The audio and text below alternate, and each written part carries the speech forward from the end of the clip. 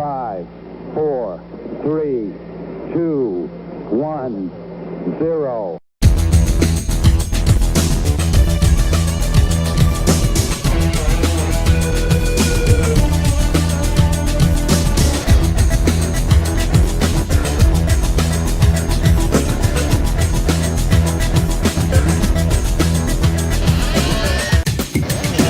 This is the Culture Clash. Liftoff. We have a liftoff. Welcome, everybody. It is Friday, January 24th, 8 p.m., which means it's time for Culture Clash live here on the Fandom Podcast Network YouTube channel. So thank you for joining us. We got a very fun show for you. We just wrapped up our Skeleton Crew coverage over the last several weeks. We had a great time with that. But it's been a little bit, but we're going to take a look back today. Our look back at the best of 2024, in our opinion, the things we really loved in 2024. And to do that, I need some people here who've seen some things in 2024 or have some really good opinions. And of course, I know I can always count on my brother from another mother, the co-founder of the Fandom Podcast Network, the one and only Mr. Kevin Reitzel. I can't promise you really good opinions, but I've got opinions. Let's just put it that way. Well, let me put it this way. I brought in a ringer this week. All right. Opinions. I'm just getting ready. I'm just getting ready for our Time Warp recording for February. I've been watching a little La Femme Nikita right there on Blu-ray, and the lost and probably almost forgotten TV movie Challenger, right there, starring Karen Allen and Barry Bostwick. There you go. That's some pretty big casting for back in the day. But yeah, Kevin, we are going to be talking about 2024, and you know what? There's actually somebody who inspired us to do this. He asked about it, and you know what? When I said we've got somebody who he blackmailed us. Just be honest, Kyle. Come on. Yeah, that's true. There might have been some Highlander things and all that. But you know what? He does bring true, honest, good opinions, unlike Kevin and myself. Somebody we were very honored to call part of the extended family of the Fandom Podcast Network, the one and only John Mosby. Oh, the things I've seen. What's up, John? How you doing? I'm very, very good. Very good to be here. And I'm feeling very, very old. 25 already. Quarter of the way into the new century. And we're already halfway through the first month, or almost to the end of the first month already. So it's flying by fast. But we just want to give a spoiler alert because we are going to be talking and going into depth some things maybe you haven't had a chance to see yet. This is a reaction podcast. So just a heads up, we're going to be talking about some things in Buy It, Stream It, or Unsee It, Let's News, and our look back at 2024. So we want to just give you that. And Kenny, thank you so much. We know you're an amazing guy too. You do some amazing work yourself, and we appreciate it. But guys, we've had a lot of things going on, and like I said, in this episode, we're going to have some Let's News. We're going to have a little Buy It, Stream It, or Unsee It. But we're also, first and foremost, going to talk about what's happening at the Fandom Podcast Network, whether it's just arrived or coming soon. And we got a lot of stuff that's been going on. Starting first and foremost, like I said at the opening of the show, we just wrapped up our Skeleton Crew coverage, Kevin. Had a lot of fun covering the latest Star Wars series. Really enjoyed that series, and I hope we get to see more of these characters somewhere in the Star Wars universe in the future. Really, really fun ride. John, I know you're a busy guy, but did you get to check out Skeleton Crew? I haven't seen all of it. I've seen bits of it, a bit at the moment, and I'm going to catch up. It was one of those things that there was so few hours in the day that I decided it was one of those things that I was going to wait until everything had landed, and then I would binge watch it. So I haven't really had the chance to finish it. I just started, but I hear good things. So that's always exciting when somebody says, yes, that's fun. Fun's the word I look for. It doesn't have to be always epic. It doesn't always have to be the top 10 things you've ever seen. It has to be fun. And if something's fun, and this apparently is, I'm sure I'll enjoy it. It's definitely going to hit some nostalgia buttons for you. That is for certain.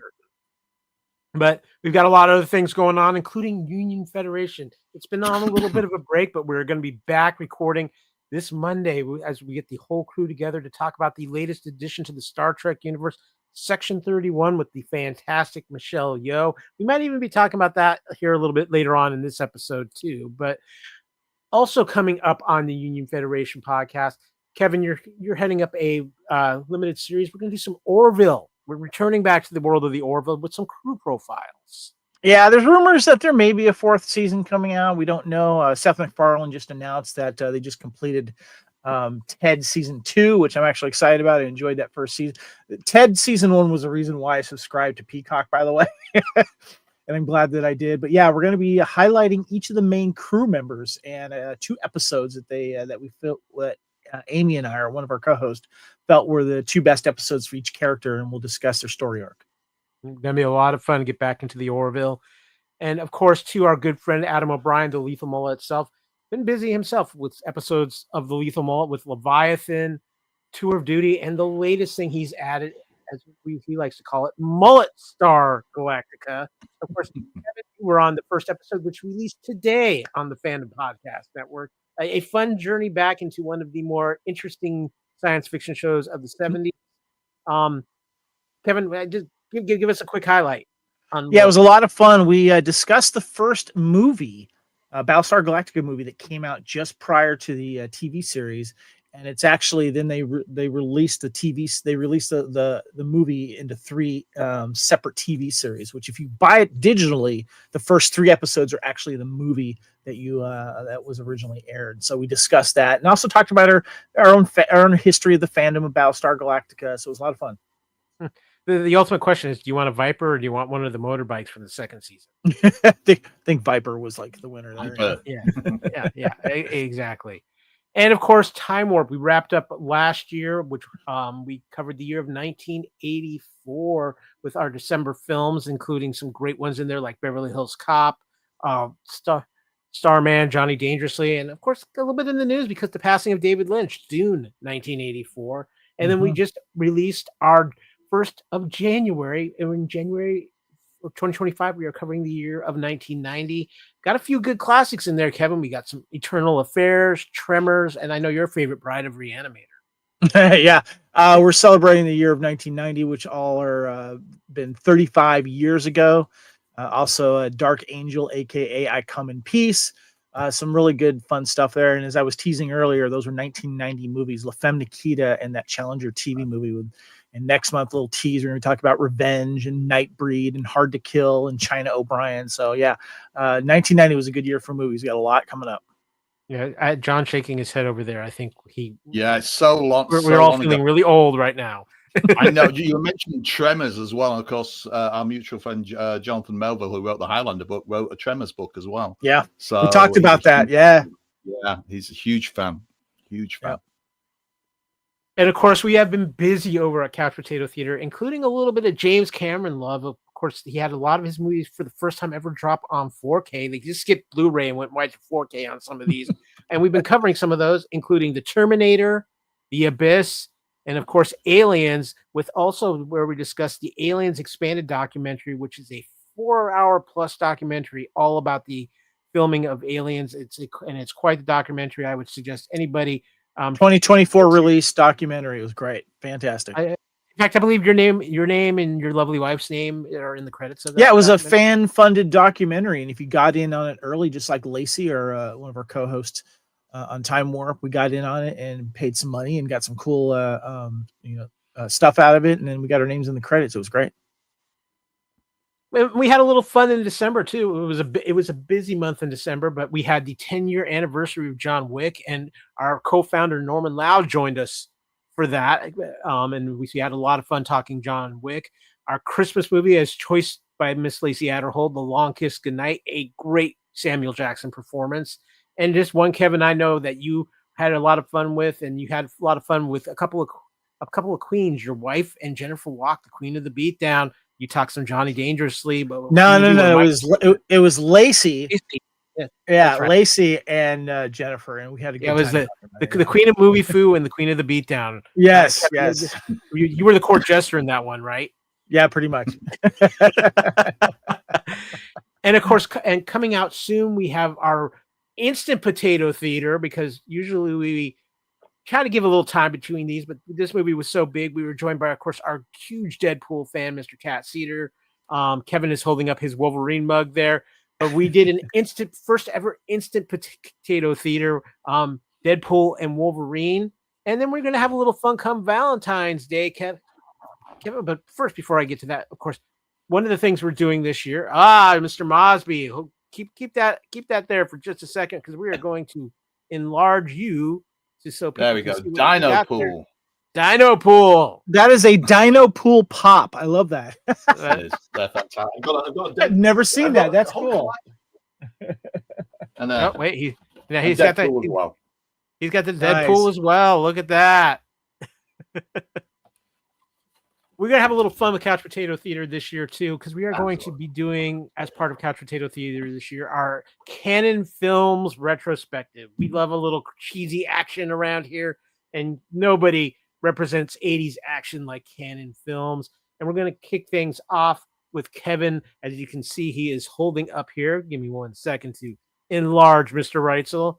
He is holding up the first 2 American Ninja films, which will be the first Couch Potato Theater to kick off our Canon Films retrospective. Kevin, American Ninja, tell me about it, man. These were pretty much the movies that cemented my fandom for ninjas. The first one I ever saw was The Octagon with Chuck Norris. But man, when these films came out, I was just like, this is it. Give me some ninjas. Yes, Michael Dudikoff, Steve James, American Ninja. Many a night late on HBO or Cinemax or Showtime. Yeah. But we have something special planned. We're less than a month away from Valentine's Day, and we take Valentine's Day very seriously here at the Fandom Podcast Network. Last year, we did a wonderful romantic comedy in Wimbledon. This year, nothing speaks more Valentine's than saw blades to the head and rocket launchers. We are covering Commando as our special Valentine's Day Couch Potato Theater this year.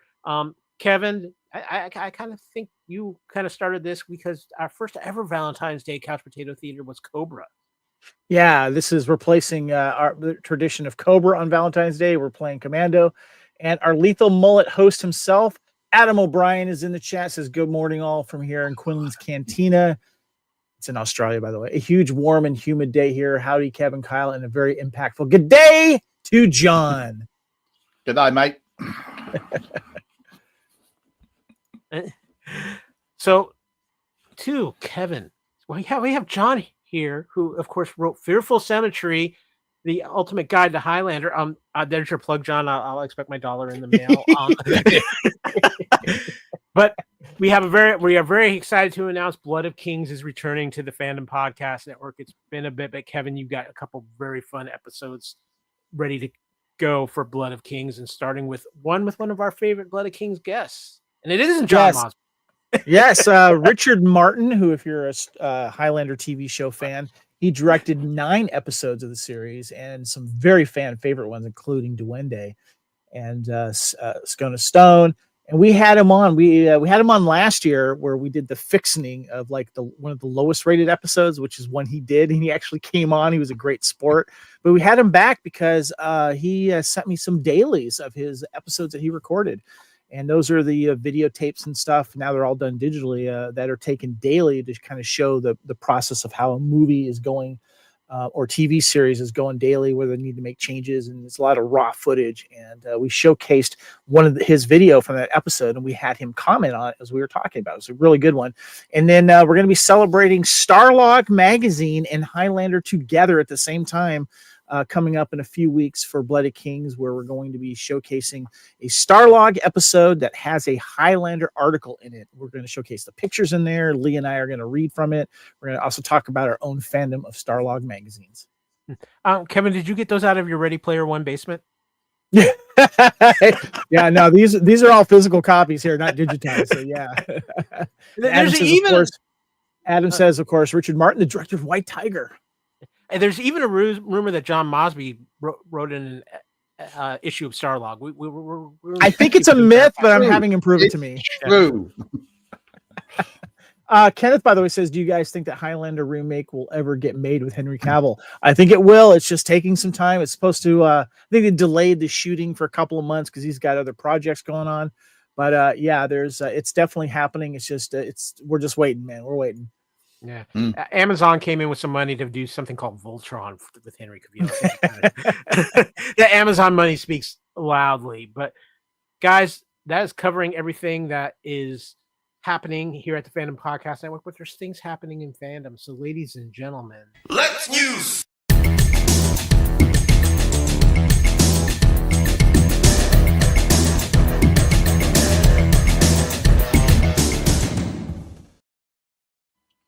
Okay, guys, the news is here, and it's something we come across every year. 'Cause this used to be honestly, used to make a bigger deal about this here on the Fandom Podcast Network, and that was the Oscar nominations. We would have our clashy show where Kevin and I would kind of pick our Oscar picks and everything like that. But over the last few years, between the types of movies that have been coming out, COVID, everything else, it's kind of fell by the wayside. But we did get the announcement of the Oscar nominations, and Emilia Perez, which Lacey saw, a Netflix film, tied for 13 nominations. It tied Crouching Tiger, Hidden Dragon, and Roma, which was the previous record. I'm sorry, it surpassed the previous record holders of Crouching Tiger, Hidden Dragon, and Roma, which had each earned 10. Following Emilia Perez, The Brutalist and Wicked were each tied with 10 noms apiece. A Complete Unknown and Conclave followed with 8 mentions each. But so we've got some things out here. I've got some of the nominations, but see, one of the big stories of these Oscar nominations was The Substance, the Demi Moore film. Coralie Fargett, who directed was also the only female to be nominated in the Best Director category, which also scored a writing on, while star Demi Moore landed the first Oscar nomination of her career. So, and an interesting thing, Isabella Rossellini got her first nomination ever for her career for the movie Conclave. So, hold on a sec. Hold on. Was Isabella Rossellini? Was she the one in that Friends episode that was like the laminated list that Ross had? Yeah. Yeah. Yes. That started the celebrity pass list. Yeah. That's funny. So, guys, I'm just going to run down real quick some of the bigger categories here, so we know. Let me know if you want me to help you with that too, Kyle. Yeah. The Best Picture nominees were Anora, The Brutalist, A Complete Unknown, Conclave, Dune Part 2, Emilia Perez, I'm Still Here, Nickel Boys, The Substance, and Wicked. Kevin, can you give me the directors? We got Jacques Audiard for Emilia Perez. I probably butchered that. Sean Baker for Anora. Brady Corbett for The Brutalist. Coralie Fargett for The Substance. And James Mangold for A Complete Unknown.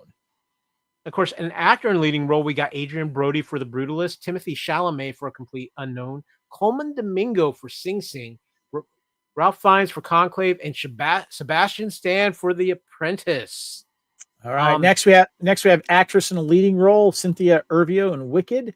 Carla Sofia Gasson is Emilia Perez. Mikey Madison for Anora. Demi Moore for The Substance. Fernanda Torres, I'm Still Here.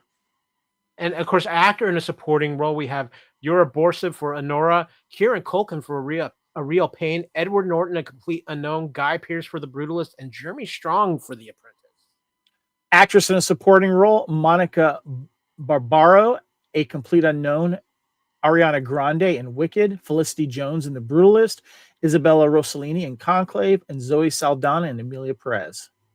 And finally, animated feature film, because I'm a big fan of that category personally, but we have Flow, Inside Out 2, Memoir of a Snail, Wallace and Gromit, and The Wild Robot. So, do you guys think, the big question here is, because she won the Golden Globe, do you think Demi Moore will finally get an Oscar? What do you think, John? I mean, it could be. She's a good actress. I mean, and I think, in her own words, she'd been sort of confined to popcorn roles, but she was like a seminal actress when I was going to, that appealed to my generation that was coming through. I think she's very good. I think she's been overlooked in a lot of ways. I don't know who's going to win anything this year. I wouldn't put money on anything. There's little favorites of things that I hope do well, but I honestly have no idea. It's one of those years when, and I think I don't know if you said it or somebody I know saw it online recently, saying it's one of those years where so many people haven't seen a lot of the movies or haven't necessarily managed to get to see all of them. I used to see every single movie, and I have to admit this year I'm going like, I'm going to have to play catch up on some of these because I genuinely don't know who's going to win anything this year. What I find fascinating too, and it's like my wife has seen the movie she was in for Substance, and it's a horror film that's been nominated for an Oscar, which now I figure like, well, now I got to watch it. But also too, she has a supporting role in Landman, a Taylor Sheridan series as well. So she's like in a little bit of everything. It's great. I know this just from things I've heard and read. Actor in a leading role, keep a dark horse eye on Coleman Domingo. A lot of people have been raving about his performance in that movie Sing Sing, and he's been getting a lot of attention for it. So it's going to be an interesting year for Oscars. I'm gonna go see some movies, I guess, but there's some of these I'm just not sure if they're my cup of tea or not. But we're going to see what happens. Is very good. Yeah, I like Conclave. You liked There's Conclave? a lot of good performances. Yeah, I've heard a lot of good things about Conclave. Yeah, so. It's a slow-moving, very character-driven thing. The ending has divided some people. I'm not going to go into anything about why, but yeah, full of really an amazing good cast in that film, isn't it? John? Yeah, great cast. Isabella Rossellini is a bit underused, I think, in it, but everybody's it's interesting and topical to a point as well, I think. Well, speaking of Oscars, somebody who was heavily involved in the Oscars last year was Ryan Gosling. And I'm just Ken. I'm just saying. Yeah. But the question is, can Ken work in the Star Wars universe? Ryan Gosling is possibly taking a trip to a galaxy far, far away as he's in talks to star in Sean Levy's Star Wars film, according to the Hollywood Reporter. The Barbie and Fall Guy star is in discussions. Levy has been working on this project since 2022, with the script coming from Jonathan Tropper. Levy is producing via 21 Laps alongside Kathleen Kennedy and Lucasfilm. The plot details on this are really under wraps. This is like one of the biggest secrets in Hollywood is what is Sean Levy doing for Star Wars? And it's not clear where the film is set within the Star Wars universe. It is definitely a standalone film, not connected to the greater Skywalker saga, however. If the deal to sign Gosling comes through, the film would be Levy's next project, with filming potentially beginning as soon as this fall. Kevin, I know you're a big Ryan Gosling guy. Does this get you excited? No, because I'm not going to believe it until I know that he's been signed for sure. And I mean, it's funny too. Is like Star Wars, Lucasfilm, Kathleen Kennedy has been notorious for announcing projects and they just don't get done. So I don't, until I see that his thing's actually been greenlit and they're going into production, I'm not going to believe it until it happens. I would like to see this happen. I think it would be fun because I think that he could put a good project on film for Star Wars, as long as he kind of has it as a standalone thing in the universe. That would be nice. So we'll see. John, what about you?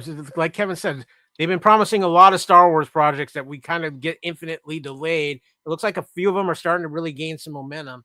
Getting Ryan Gosling, who has been long rumored to be part of the MCU, possibly, that he's been pursuing a certain writer character over at the MCU, but getting this would be a big get for Star Wars. It's interesting, isn't it? Right now, Star Wars and Marvel are in that very, could be a spectacular hit, could be a spectacular failure kind of scenario. There isn't anything out there. I mean, I'm excited about a lot of stuff, but there isn't anything out there that's a sure thing for either of those franchises. And part of me goes, Ryan Gosling, he'd be great. And there's a little voice on the other side going, my God, it could be terrible. And it kind of depends. I can almost see him doing a fantastic parody, of one of the either Star Wars or Marvel stuff. But as a serious role, I don't know. He's a good actor. People tend to think of him with that kind of wry sense of humor. Not to be, with Ryan Reynolds, but he has that kind of. They both have that kind of like they're in on the joke kind of thing in a lot of their performances, and I just don't know. It would completely depend on the project. There's plenty of actors out there who can pivot on a dime and do some spectacular, unexpected stuff, and I think he's probably one of them. But I have no idea whether, if he's going to, and if he's going to, whether it will be any good. I don't. That's very much a wait and see and go and see it and see if it's any good type of thing. He's got an interesting background of movies. I mean, I think my two favorite ones are Drive, which I think he was excellent in, and then Crazy Stupid Love, I think, is another one of his fun things. But he does comedy well, and he does action and drama really well. I mean, I loved him in The Gray Man, a great action film on Netflix if you haven't seen it. And then another film I'll mention later on. He's just he can definitely I think he can definitely do a good part in Star Wars. You know, I'm thinking about it. For me, what I would love to see him do is kind of get him something that's a period piece, like I said, maybe a little outside the summer. Team him up with Landon Glover's Lando Calrissian. That could be a lot of fun. Those two together. Team him up with like being a buddy of Lando Calrissian. Is that what you mean? Or even a rival, but you know, kind of like in the Han Solo kind of thing, frenemy kind of thing. There, Yeah, like a they fellow were. smuggler or something like Yeah. that. Yeah, yeah. That could be I like fun, that. but I'd go for that. That'd be fun. I can like a bit like a Firefly vibe kind of thing Yeah. to it. Yeah, I could see that maybe. Yeah. well, a lot of people are calling this upcoming summer the summer of Gunn, as in James Gunn, because of what he's doing with Superman. But he teased a little something else the other day on social media because he's getting ready to get filming Supergirl. He put on social media. He's directing this one too. Well, she's going to be making an appearance in Superman from the sound of it, and this is our 1st shot of Millie Adcock in the Supergirl look. But he put on social media, thrilled to see the cameras roll up Warner Brothers Studios Levinson on Supergirl with Craig Gillespie at the helm and the phenomenal Millie Alcock as our Kara Zor-El. Of course, a lot of you might know her from House of Dragon. From there, Gunn shared this on X, the microblogging platform formerly known as Twitter. Craig brings an incredible sensibility to the story, and Millie is every inch the unique Supergirl envisioned by Tom King, Vilkas Evely, and Anna Noguera. The DC movie is based on Tom King's 2022 comic book series Supergirl Woman of Tomorrow, which Vilkas Evely illustrated. Anna Noguera adapted the comic book for the big screen. In that comic, the bad guy is Krem of the Yellow Hill, who kills a young alien girl's father. She draws Supergirl into the conflict. Noelle is a noble and honorable warrior who travels across the galaxy with Supergirl to hunt Krem for killing her father in cold blood. So she's going to have a cameo in the Superman film, and then they're currently filming Supergirl with Craig Gillespie directing them. Correct. Okay. So it's an interesting time with DC and what's going on with them. And I'm going to ask you real quick, John, because I talked about this a couple weeks ago on Buy It, Stream It, or See It. James Gunn's first actual entry into the DC universe is Creature Commandos, the HBO Max animated show. Have you had a chance to watch any of that? Again, seen parts of it. Didn't manage to sit down and watch the whole lot of it. It's an interesting time for DC. Marvel, had the reins of just about everything right up until the Avengers movies and Endgame, which is still, for my money, one of the best epic action movies and the finishing off of that chapter of the franchise that's ever been done. And then Marvel have floundered a little bit. I don't think they've done terribly. There's been some terrible stuff and some good stuff. DC, I've been kind of waiting for DC to spring forward and say, hey, we accept that challenge. And it's going to be interesting this year to see whether they do, because to have that massive kind of reinvention and pivot under James Gunn, it's impossible to tell right now, I think, whether it's going to be rising up to new levels or somewhere in the middle. I'm interested in DC stuff again. I've never been a huge DC fan of the comics per se. The movies hit and miss, depends on what it is. It's going to be interesting to see if this relaunch, this rebranding, which will involve obviously Superman, Supergirl, and all the stuff that's kind of happening at the moment on platforms. It's going to be interesting, and that's something I haven't been able to say for a while. I like the fact that DC and Marvel will both be producing stuff I want to see this year. I don't know whether what successes there will be, but I want to see them, which is half of the battle won, as it were. Kenneth in the chat says, I'm more excited for the DC stuff than Marvel at this point. The DCU has a lot to live up to the Arrowverse and DCEU ending. Yeah, I think that's kind of a big thing. There really is no DC presence now until these movies start coming out. So we've got that. The mullet himself, Adam O'Brien, says, I think Marvel and DC are both on burnout. General public needs a rest from it. So when it comes back, it's fresh and more interesting, importantly. I think Marvel took a good stand by kind of only having Deadpool and Wolverine this past year. So we're going to talk about that here in a little bit, Mr. O'Brien. But guys, that is going to wrap up the news, and it's time to get into the main portion of our program.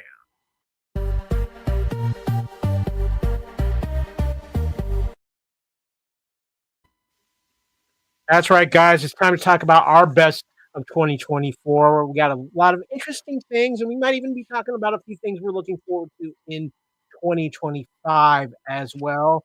So, real quick, I just want to mention, Kyle, for anyone in the chat and anyone listening, shoot us out what you're looking forward to in 2025. But we're going to be starting off, of course, what our best of 2024. So let us know as well. Yeah, and so once again, just a warning, spoiler alert, we might be talking about some shows that you may have or movies you have not watched yet, and you just never know what we might get into. So if we start talking about something and you haven't seen it, go check it out, come back, rejoin the show. But we are about to dive into our favorites of 2024. I'm going to kick things off with my favorites of 2024. And my first thing is actually news, not a show or a movie. And that is what I'm calling the return to the MCU of not only Robert Downey Jr., obviously that was the big news at San Diego Comic-Con, him coming back to play Doctor Doom, but the Russo brothers also returning to the MCU fold. And then as the year wound down, we got the announcement Chris Evans will be returning in some fashion to the MCU as well. I think this is kind of a much-needed jolt of things to the MCU, and I'm very excited to see how this is going to develop, considering what the MCU is trying to plan here.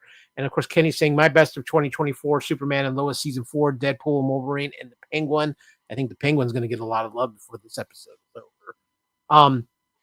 Number 2 for me is the thing I think I had the most fun with all year, and that is the final season of Star Trek Lower Decks. Kevin, we covered this on Union Federation. Everybody I know who's watched this just had a wonderful time with it and was truly sad to see it end with the 5th season. Yeah, we got 5 seasons with 10 episodes each, so we got 50 episodes. And if you are a diehard Star Trek fan, you need to watch this because they pay tribute to a lot of Star Trek with a lot of references and characters and aliens from previous Star Trek TV shows and movies. The animation was great. The humor was fun. The character arcs were awesome. A lot of great guest stars as well. And I'm really excited for March because I'm going to be receiving my complete collection on Blu-ray for Star Trek Lower Decks. I can't wait. John, did you get it on Star Trek Lower Decks? I did, not as regularly as some people. Again, just the amount of hours in the day to cram everything I wanted to see. It was one of those shows that I think if you saw the first couple of episodes, that wasn't necessarily like so many shows. It evolves into something better as it goes along. And I wasn't quite sure the first time I watched it. The first couple of episodes, it was like, oh yeah, this is a fun kind of in joke kind of thing. And for me, it was just like, yeah, this is something I will probably see at some point. I think it took a little bit for people to say, no, this is a little bit cleverer than perhaps the market. The marketing was going, it's a funny take on Star Trek. It was a little bit more, it became more than that. The same way that the Orville just went, oh, that's just a pastiche of the Next Generation. Yeah, a lot of people thought it was like a parody, and it's not. Yeah. And that was part of the marketing, I think, on both of them to start off with. And if you stick with it, you start seeing, oh, I see it. It's more of a love letter and its own thing. And that's a tricky thing to pull off. So I think the fact that Lower Decks did that and has been so well received in its entirety now, that's a good feather in the cap for Star Trek. Again, another franchise that's a little bit hit and miss at the moment. Well, next up on my list is something, guys, actually, I promise on all of our lists, so we're all going to talk about right now, and that is the Penguin. And all I'm going to say for this, for my love for the Penguin, incredibly well written, the best performance on television this year with Colin Farrell as the Penguin. It was outstanding. But the man who really should be talking about this is the man who has been raving to Kevin and I about the Penguin for months now. Mr. Mosby, you fell in love with this show. Yeah, it wasn't something that I necessarily thought when it appeared on the horizon. I thought, oh, that's going to be interesting. I enjoyed the Batman. I expect this is going to be an interesting take. A lot of the same people behind it. I think I'm going to be a little surprised by this. It might be not what everybody's thinking, but it was so much of that. It was so much not what people were thinking. It maintained the tone of the Batman. It was a series that drew on all the expected strengths and then did something extraordinary with it, which, as you say, is largely, I think, down to Colin Farrell, who you wouldn't know was in it if you didn't know his name was on it, because I challenge anybody to look at Oz Cobblepot Cobblepot and say, "Oh, that's obviously Colin Farrell." It doesn't look a bit like him, and the fact that the prosthetics and the makeup are brilliant, and yet Colin Farrell is so brilliant. He's not. Sometimes when people have prosthetics, they feel the weight of it so much that they have to give a performance that's so over the top that it's almost theatrical, and that's fine, but it becomes something else. This, I wouldn't have known it was Colin Farrell within it. It was such a good but nuanced performance, sometimes really quiet, sometimes just acting with his eyes and the gait and the movement of his body. I saw a video of him, the prosthetics being put on, and that was the only way, that's the only time I'd been fully convinced that it actually was Colin Farrell underneath all of that. It's stunning. He's stunning. Christina Milioti is, he's getting so much credit as well, because that's a stunning performance. It's all encapsulating. It created a world, and when I was trying to tell somebody they should watch it, and they're going like, I'm not a huge superhero person. I'm going, forget superheroes. This is The Godfather. This is Wise Guys with just a slightly OTT element in the backdrop of it. It's quite stunning. I have watched a lot of television, and without doubt, this year, this has got to be up with some of the finest performances. There's been lots of stuff I've enjoyed, perhaps as much, but there is something special about The Penguin just being that kind of unexpected success on every level, on the performances, on the music choices, on the cinematography, on the supporting cast, the writing, the pacing, the way that it really makes you care about people that you don't like. I mean, there is nobody really in this, or very few characters in this that you can immediately say, oh, they're a good person. There's maybe one, and even then everybody makes bad choices, but you care about all of them. There's not a character that you actually want to see killed off. And if you do, you really, really kind of, would say, oh, we've got to make this pay. We've got to make this count. And I think it was one of the few series of the last 12 months that I became incredibly invested in, going, please don't screw this up. This is so good. Please don't fall at the last hurdle. And it was great. In fact, without too many spoilers, the last episode was one of the best ones. I don't know anybody who hasn't liked it. I know people who have liked it more than others, but I have not met a single person who saw it and went, oh, that was a load of rubbish. Everybody I know that's seen it has really, really liked it. And I think it's the fact that it's starting to win all the awards is just verification of that and validation. I think it's a stunning piece of work. Now, Kevin, if I remember correctly, didn't you say this was one you watched with the wife? Yeah, we did the old TG, together watch, and we enjoyed it from day one, and we couldn't wait for the new episode to drop. And I wanted to echo what John was saying. If there is any doubt on you thinking that Colin Farrell couldn't pull this off and be unrecognizable, the dude won a Golden Globe for this, and it was well deserved. I mean, it is in if you get a chance, watch his Golden Globe speech. It's wonderful. And it's funny too, because I'm trying to, like John and everyone who enjoys this, we're trying to see, where can I see Colin Farrell in this? He is unrecognizable in this. And you got to give credit, of course, to the people that do the makeup, but a lot of it's him in the way that he has to work on his accent. He had a dialect coach, to sound the way he does. And if you're a fan of anything gangsters and mobs, this is the show for you. If you're not a fan of Batman, it doesn't freaking matter, because there's hardly any reference to anything else other than the fact that they are in Gotham. It is a straight up gangster TV series. And it kind of, it has little elements of Sopranos. I don't know if you remember the Last Dawn miniseries as well. Also, of course, Godfather-ish, but and that's what's really cool about it, because it really, you get a little gist of the mob through DC and Batman, but this just gives you the whole thing. And Christine Milioti, who is one of the lead characters, she's fantastic as well. For those of you that don't know, she's also kind of came to the screen for us when she was the mom on How I Met Your Mother. And she's done some other great roles as well, but she was fantastic in this. and she plays one of the rising family members coming out of Arkham Asylum and stuff. And it's really, really good how it all ties together. It's violent. It's mature rated for a reason, and it's personally one of my favorite TV shows this year, and I was pleasantly surprised by it. Can't wait to get on physical media. Yeah, I thought it was going to be like the before it started. I thought it was going to probably be like the Continental, the John Wick spin-off, which was okay. Right. I like that for what it did. It was nice. Yeah, it had like a mood to it, but that was sort of over the top. This dialed similar universe, dialed it back to almost slightly over the top, but not not so over the top. It was spectacular. It was very subtle, and I just enjoyed it. Yeah. What was cool about it is if you enjoyed the Matt Reeves Batman film, obviously you see what happens at the end of that film when the Riddler basically destroys a lot of Gotham, and it really showcases the aftermath of that and all of the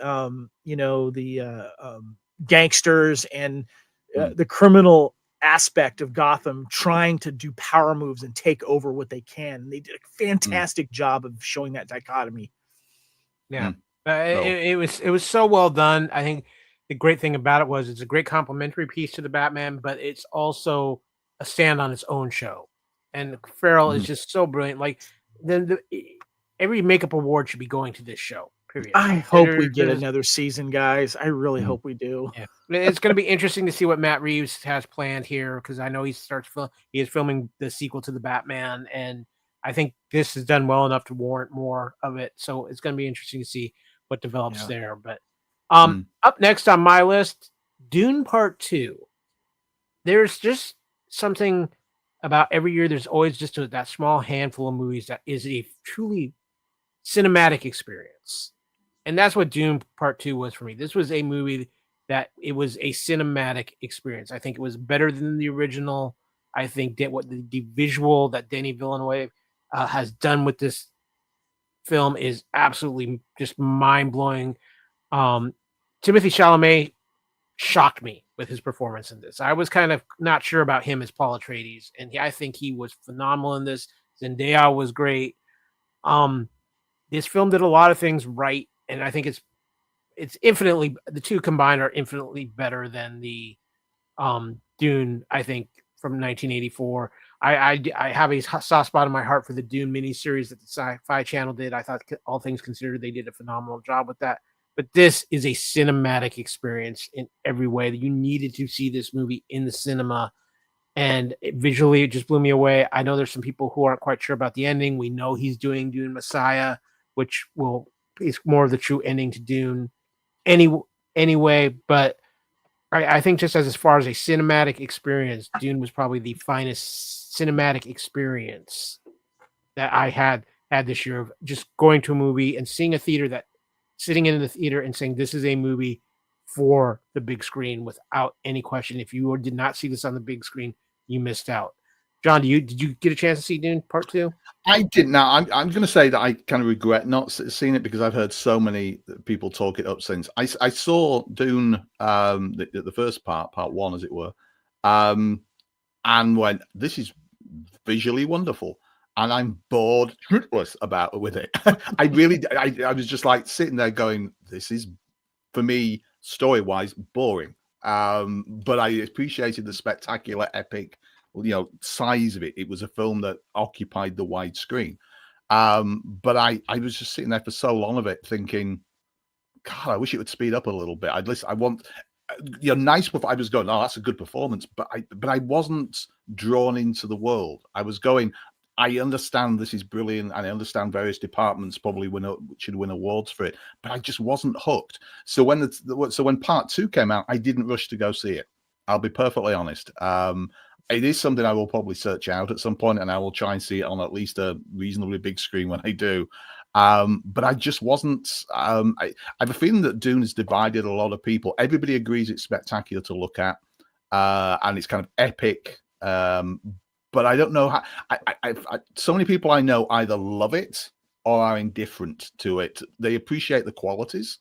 Everybody says, "Oh yes, cinematography, great," but not everybody I know liked it. I think there's a difference, appreciating something and actually liking it. So I will catch it at some point, but it wasn't something that that I immediately went, I have to go and see this. It was only kind of afterwards where people who had seen it said how epic it looked and played out that I thought maybe I should have seen it, but I didn't. I apologize. I've been bad. I I will try and see it sometime. Well, John, but the thing is, Dune Part 2 is as good of a cinematic experience as it was. It's really going to be known, Kevin, as the movie that started it all, the popcorn bucket. The year of the popcorn. Thanks for stealing my thunder there, Kyle. Appreciate that. Well, I was throwing it to you because I had a whole setup for it, and there you go. All right. I'm starting collecting popcorn buckets, but largely because of that now. So, it's interesting. I was never a fan of the original Dune, and I'm never going to read the books. I don't care. I love the sci-fi series, though, Kyle. Like you mentioned, that kind of brought me into the world. And I did like the first film, but John's right. It kind of drags a little bit, but visually it's stunning. But this movie I thought was better. The second one, I thought there was a lot of good character development from the previous characters, some new characters that were really good in it. Visually, it was fantastic too. I really enjoyed this. I just wish I could have seen a 3D showing of it, like I did the original Dune Part 1 that Denny did. But I really did enjoy it. And there's a lot of wonderful achievements that Dune brought to cinematically, and makeup and costumes were fantastic. The sets were fantastic. But yeah, Kyle, you're right. The best thing it ever did was introduce the Dune popcorn bucket. And if you want a good time, search on YouTube for Saturday Night Live Dune popcorn bucket skit. You'll thank me later. So yeah. One of the most sought after popcorn buckets for some strange reason. Just gonna say that. But yeah, thirdly, I did enjoy it, and I'm looking forward to the third one. Yeah. Well, Kevin, I think it's safe to say too that Dune definitely started the trend of the popcorn buckets. I had to take one of these to Australia for our good friend Adam O'Brien at Lethal Mullet, because he's such a big Dune fan. He was surprised to get it. Yeah. That was probably an interesting conversation in your carry-on.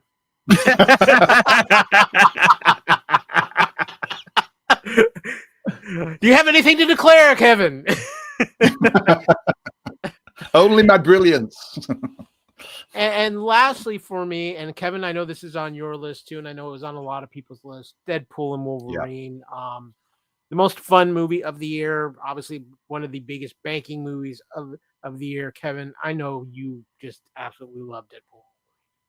Yeah, I've been, and it's interesting too, because I don't really read the comics of these guys, but they're such iconic characters, and one of the most brilliant marketing campaigns I've ever seen for a movie, and the way it was done, especially when the movie was first released overseas. And we talked about this on our Deadpool and Wolverine Couch Potato Theater, which is dropping soon.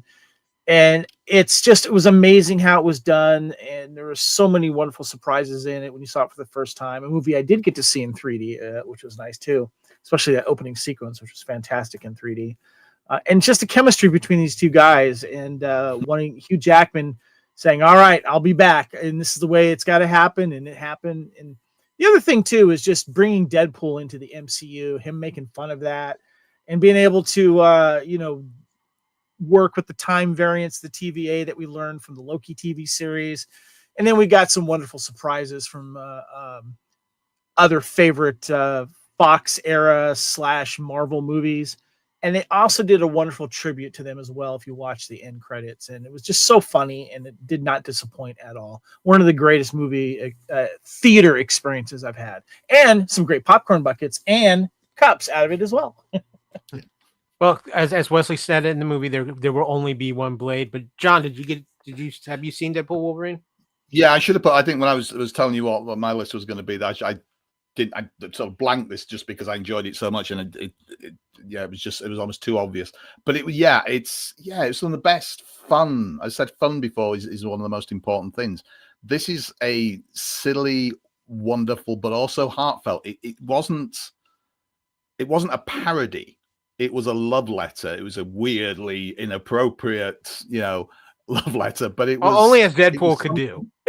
Yeah, exactly. I mean, it was vulgar and profane, and yet wonderful.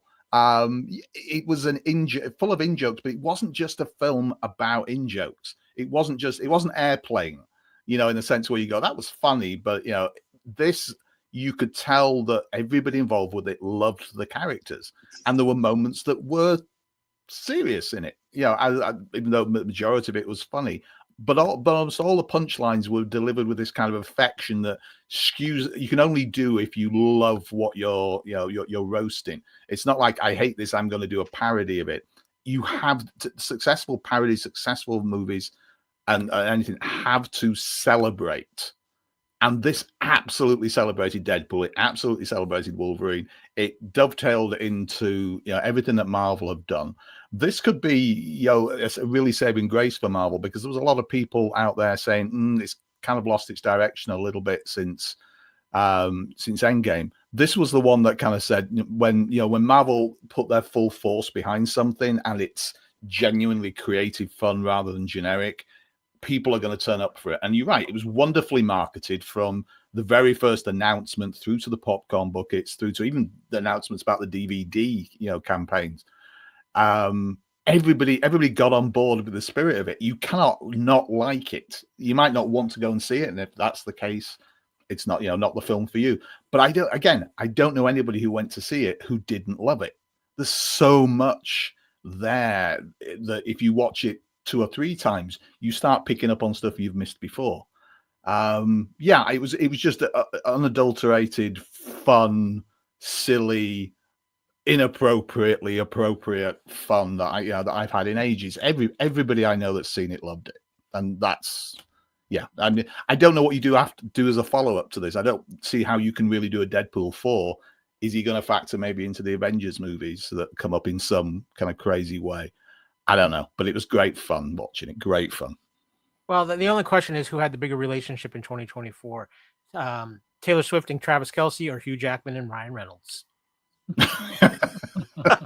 True.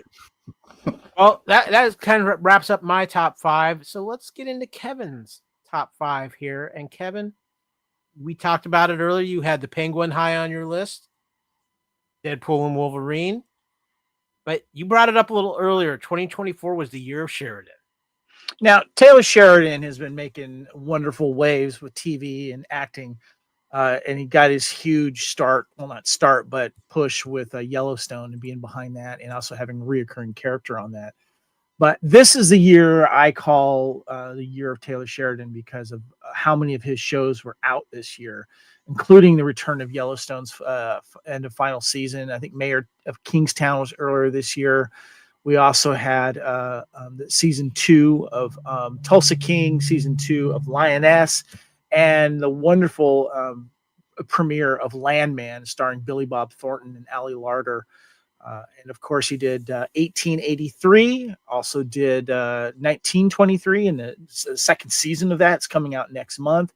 This guy knows how to write good television, and he has had his hands in a little bit of everything. Even some spin-offs of Yellowstone are going to be coming out as well.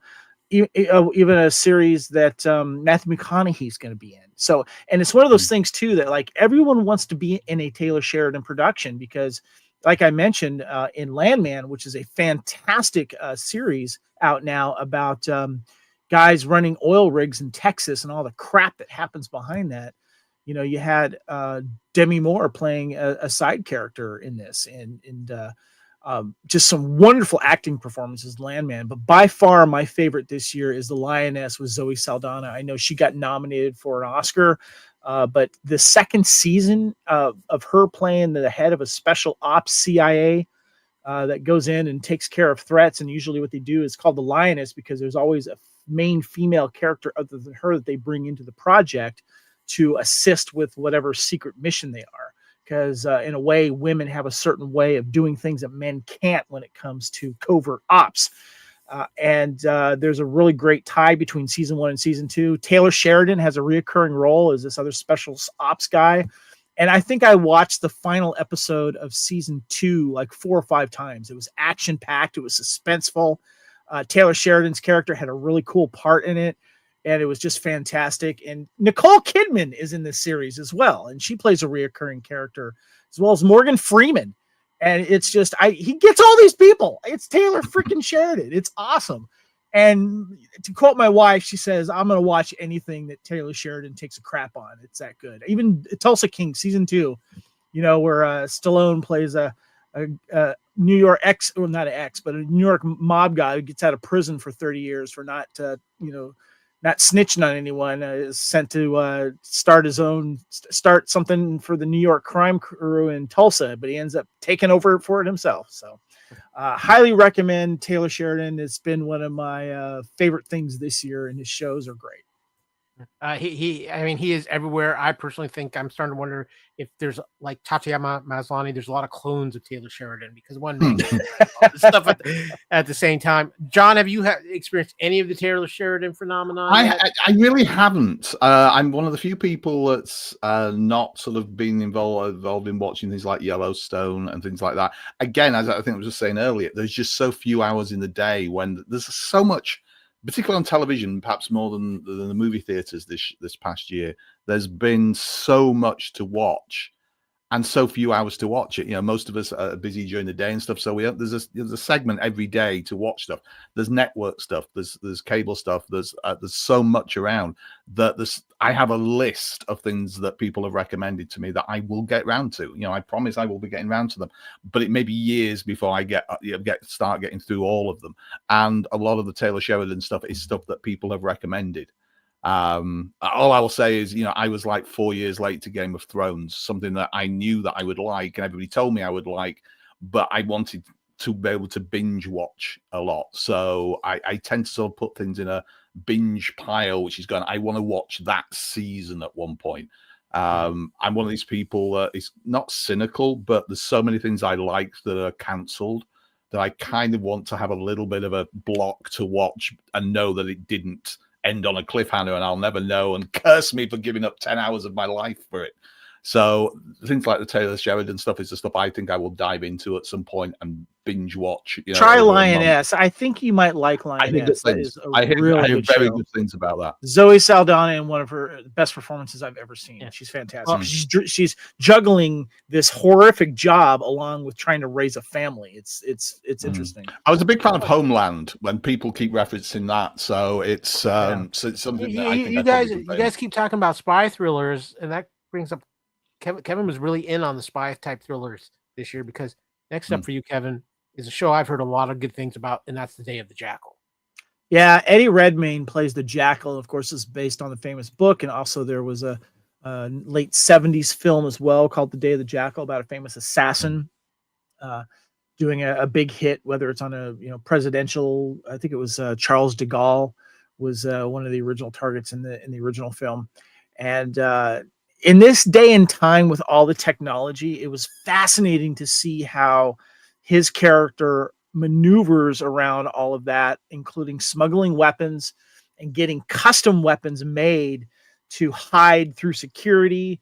And meanwhile, he's being tracked by, I guess, this British service, basically British Secret Service, played by Lashana Lynch, who a lot of people know as Maria Rambeau in the MCU from Captain Marvel, and she's hot on his tail, and you get to see him pull off some of his assassins, but you also get to see what happens when it doesn't work sometimes, and you get to see all of the work and preparation that he does trying to get to locations for the proper area for an assassination attempt, and he's also juggling a secret life as well, and it was a really good cat and mouse game, and the ending was great. It kind of caught me by surprise, and I hope we get a second season. Yeah, I've been hearing that from a lot of people. John, have you watched this yet? Yeah, I was just going to jump in. I think it's fascinating that in the last couple of years we've seen all these reinventions of classic, particularly spy thrillers. I was a great fan of the first season of Condor. Which was based on 3 days of the Condor as well. It's fascinating to see how things if they have such a good idea, they can be reinvented for a new generation while keeping the key concepts.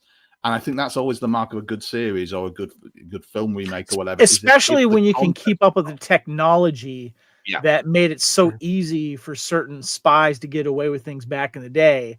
and the Jackal does a great job with today's technology and keeping ahead of that. So it's really cool. Yeah, it's interesting. I love the way things, as you say, you can update the technology, you can update maybe the pacing a little bit and the style of it, but the central theme is so strong that you just play it out. So I'm not going to say it's like Shakespeare or anything, but you could see every like 20 years or so people doing doing an update for that generation, and it's still working.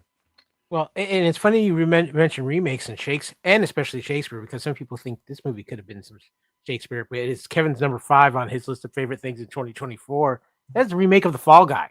There's definitely some Shakespeare in there. I know this movie got panned by some people, and I know it didn't do as well. First of all, I got to see this when I was in Australia. I was visiting Blair in Australia, and I had a great time there. Up in gosh, I'm forgetting. Anyway, Northern Australia. What's that? Cairns? No. Up in north of Sydney. Sorry, in Gold Brisbane? Coast. Yes, thank you, Brisbane. I can't believe I brain farted on that. The first time visiting Brisbane, wonderful city, and Blair and I went to go see it because it was released a week before it was in the States, and we went to a great IMAX theater to go see it.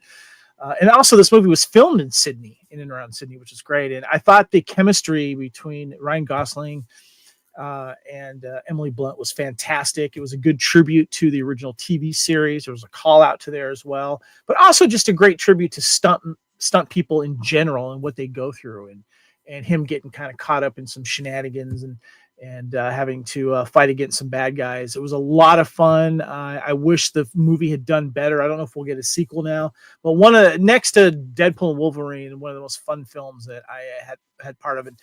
You know, you can go to films and enjoy a lot of hard drama and horror and action and stuff, but when it comes down to it, when I go to the movie, I really want to have a good time. And this movie provided that experience. And I saw it more than once in the theater. And I think I went because I went to go visit my friend Blair in Brisbane, and then I went down to Melbourne to see my wife, and I ended up seeing it again down there. So I had a great time. I highly recommend it, and it's one of my favorite rewatchables. Yeah, I think this movie's getting a lot more love after the fact than at the time. I think it was kind of weird timing when this film came out, because it's not the type of film that usually comes out, because it was around March when it was that. But yeah, Adam, the mullet man, has got it right. It was a very underrated movie that I think he's saying it's number 2 film of the year, like as in money. I don't think so, because maybe in his ratings. Okay, yeah, it's definitely not it didn't make as much money as like Wicked and stuff like that. Yeah. So yeah. John, did you see The Fall Guy? I did, and I liked it. I mean, it's not something I would be rushing out to see a sequel for, and part of me was a little disappointed that I love the movie and I love the Fall Guy. It didn't really feel for me as connected to the original source material as I might have liked. I think there was a movie to be made of the Fall Guy TV series, and this didn't feel like the series. It felt like a perfectly good, fun movie with a not dissimilar concept. Again, it didn't necessarily really go into the Fall Guy territory as much as I thought it would do of the series. But I enjoyed it as a movie. I enjoyed it as a kind of fun romp. I'm always up for a fun romp at the cinema. I think if it's done with a bit of affection and fun, then it's great. I enjoyed it. I didn't love it the same way some people do, but I thought it was fun. There was lots of lovely moments in. Most importantly, perhaps, I think it did probably more to put the stunt community front and center.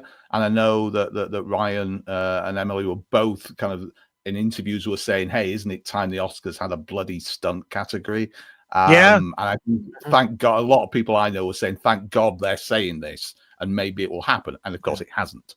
But hopefully it will do, because it did more for the stunt community than I think 10 blockbusters of the last decade have done. It said, "Look at the people doing this," and that's very worthwhile. Chris of Ghostbusters Quick Response Unit, what's going on?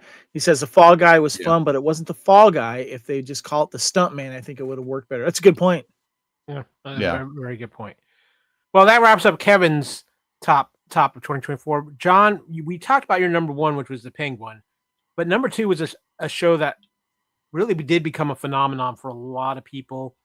and that is the animated series Arcane from Netflix. This show is huge. I'm Is not this even gonna lie. is this season 2, John? Season 2, the last season. Yes, the season 2, the second season's the last season. Because I watched the first season and I thought it was good. Yeah, it kind of snuck up on me a little bit the first season. I saw a little bit. It kept coming up on recommending for Netflix the first season, and it took me about a month to go. I suppose I should see this. My wife Jill was going like, I'll give it a chance. It's not quite my cup of tea, but we both ended up watching it, and it was just one of those things where I wasn't that aware of the game. I'd heard of it, but it wasn't something I was desperately into, and I wasn't. I didn't know Arcane was a game. I just know that it's based off of the game League of Legends. League of Legends, yeah. League of Legends, So it's all kind of linked in together, and the idea of the stories are kind of linked within the mythology of the games. But I didn't know any. I knew of that. I didn't know anything about it really. I just ended up saying, "Oh, this keeps coming up. Let's give it a try." And it's such one of those things where it's really good storytelling, incredible animation, not lifelike animation to a point, but not generic anime either. It's very stylized, but it's beautiful to watch.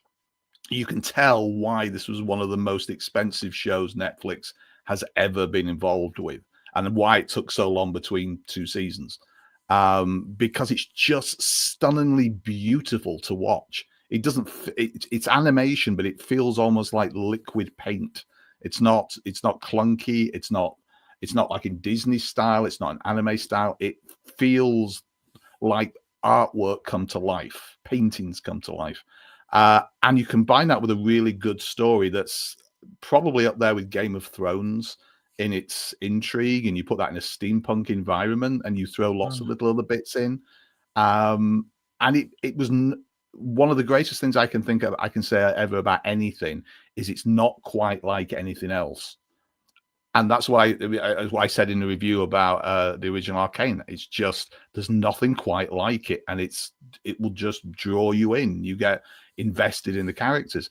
And it was a long time before the second season came out, because of, as I say, because of production times, because of the pandemic and things. It literally, it's taken effectively 2 or 3 years to get to this point. I think it was about 3 years to make this second season. Yeah, and it's just one of those things that kind of lived up to it. They're not doing anymore, which is fine. They are talking about doing other stuff, maybe, and maybe even stuff that's linked in.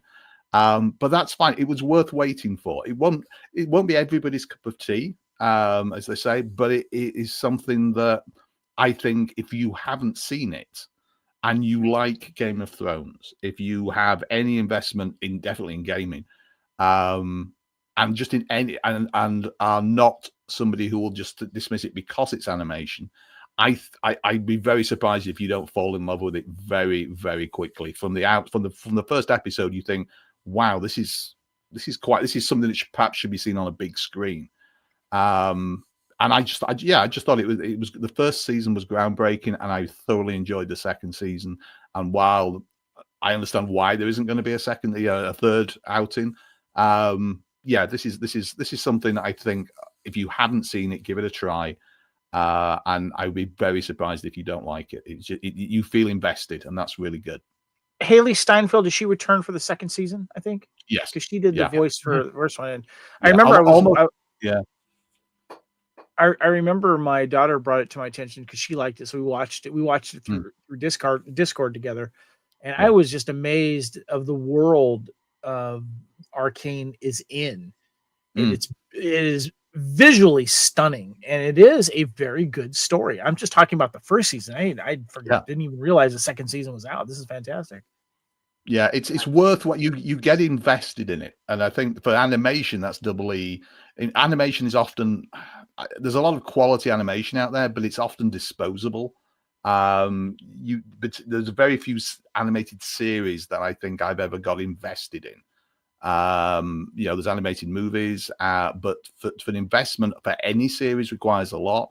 For animation, it has to be something special, and this is something special. Simple as that. This was groundbreaking and changed a lot of things for animation in the last few years. So. It's raised the bar. I think a lot of people will put people are saying now they will it cost Netflix an awful lot of money, but it's shown a success, which means that other people will now maybe start putting that kind of money in as well, I think. Yeah. Well, John, your next up was another Netflix show, Queer Eye. Yeah, I know. I kind of threw this in only because when Queer Eye originally started, I was as far away from the target audience as you could probably imagine. Yeah, a series about a group of gay guys who basically go in and spruce somebody up and change their lives. It feels like such disposable television. I mean that in a good way. Even if you thoroughly enjoy it, it feels like something a bit fluffy, and a flourish. But my wife and I started going through the things on Netflix, the American version. It started, I think, in the UK originally. I think we were the first to have it, but we ended up starting just watching it as just as a bit of fun, and it's so positive. I mean, we're living in in an era at the moment where there's so many negatives and so many things to worry about and be serious about, and genuinely talk about and have debates about on a daily basis that can be incredibly depressing. That to see a show like this where genuinely it's fun, where it's positive. My wife's always been a fan of kind of those makeover shows to a point, but we'd always sort of said the bits that we'd seen recently were always sort of led by people who were more important than what they were doing. They would go into a house and they would redesign it the way they wanted to do it, rather than the people whose house they were in. And Queer Eye is one of these shows where the guys go in, and yes, they're larger than life characters, but they really do makeovers for people to make those people feel better, to overcome something, to do their house and maybe the way they look.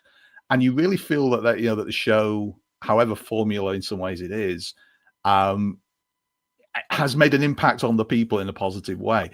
It's almost impossible to watch an episode and not come away with a bit of a smile on your face. John, it's just fun.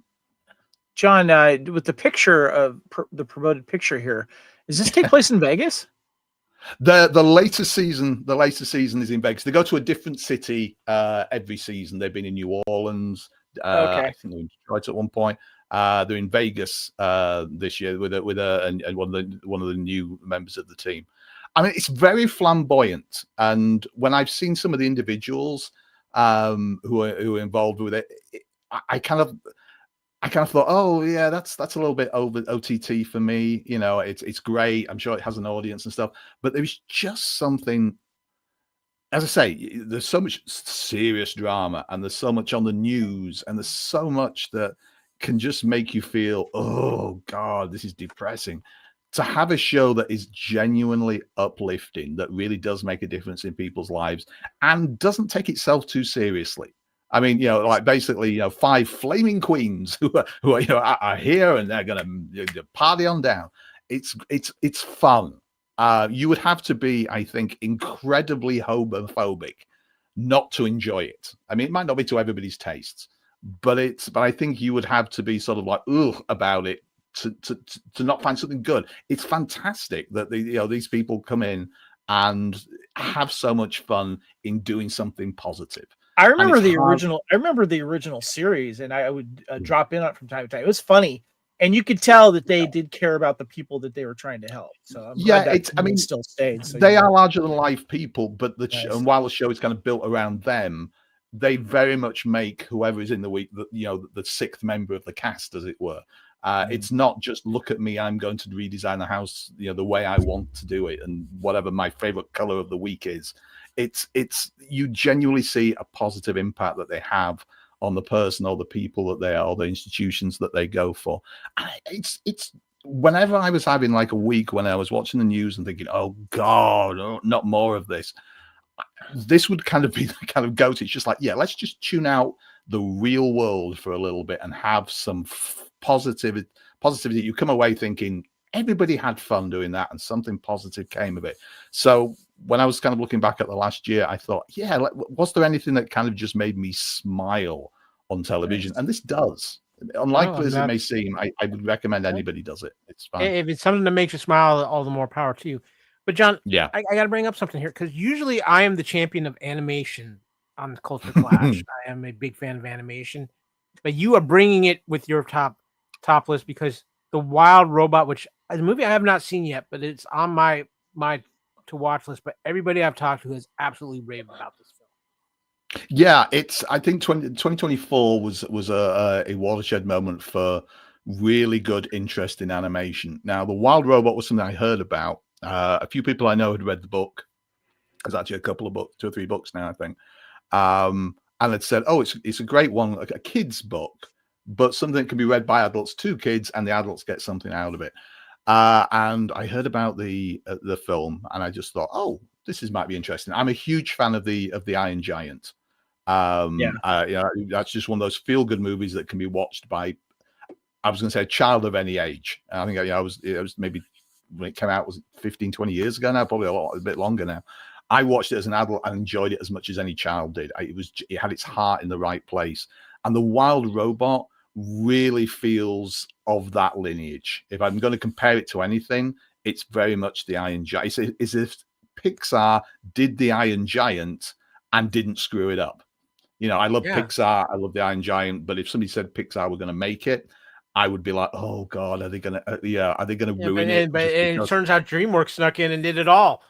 No, and this is and The Wild Robot turns out to be a really clever, heartfelt movie that could have been very. I mean, you've got a robot in it. You've got talking animals. It has all the recipes to not be bad, but to be so generically generic that it doesn't please anybody. I like, again, I keep mentioning Pixar because that's one of the references. There are Pixar movies I love, and there are Pixar movies I'm indifferent to because there's almost so many and similar ideas. But with this DreamWorks movie, it was a movie that I went into with reasonable expectations of having a decent time. Oh, I'm sure it'll be good. And very quickly, I realized it was just that little bit better than I had anticipated it was going to be. There is a little bit of darkness here. It's something that kids will enjoy because it's talking animals and robots, and there's a big morality tale in there. But there is that little edge to it that adults, I think, will really appreciate as well. It doesn't take death lightly. When you have a robot that, the basic story is this: it's a future world, as it were, where there's a lot of metropolises are served by these very sort of generic service robots.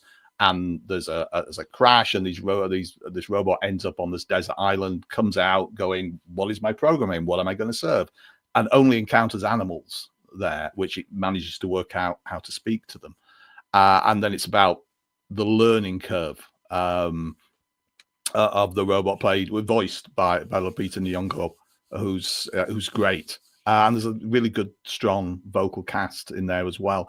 It's fun. There is a darkness to it as well. There aren't, for all the kind of Disney-like flourishes and stuff, there is talk about death. There's talk about consequences. There's talk about things not necessarily always working out for the best all the time. I'm not going to spoil the ending. Somebody said to me, "Is it a happy ending? Is it a sad ending?" And a little bit like the Iron Giant, there's nuances in there. It's something that a whole family will enjoy.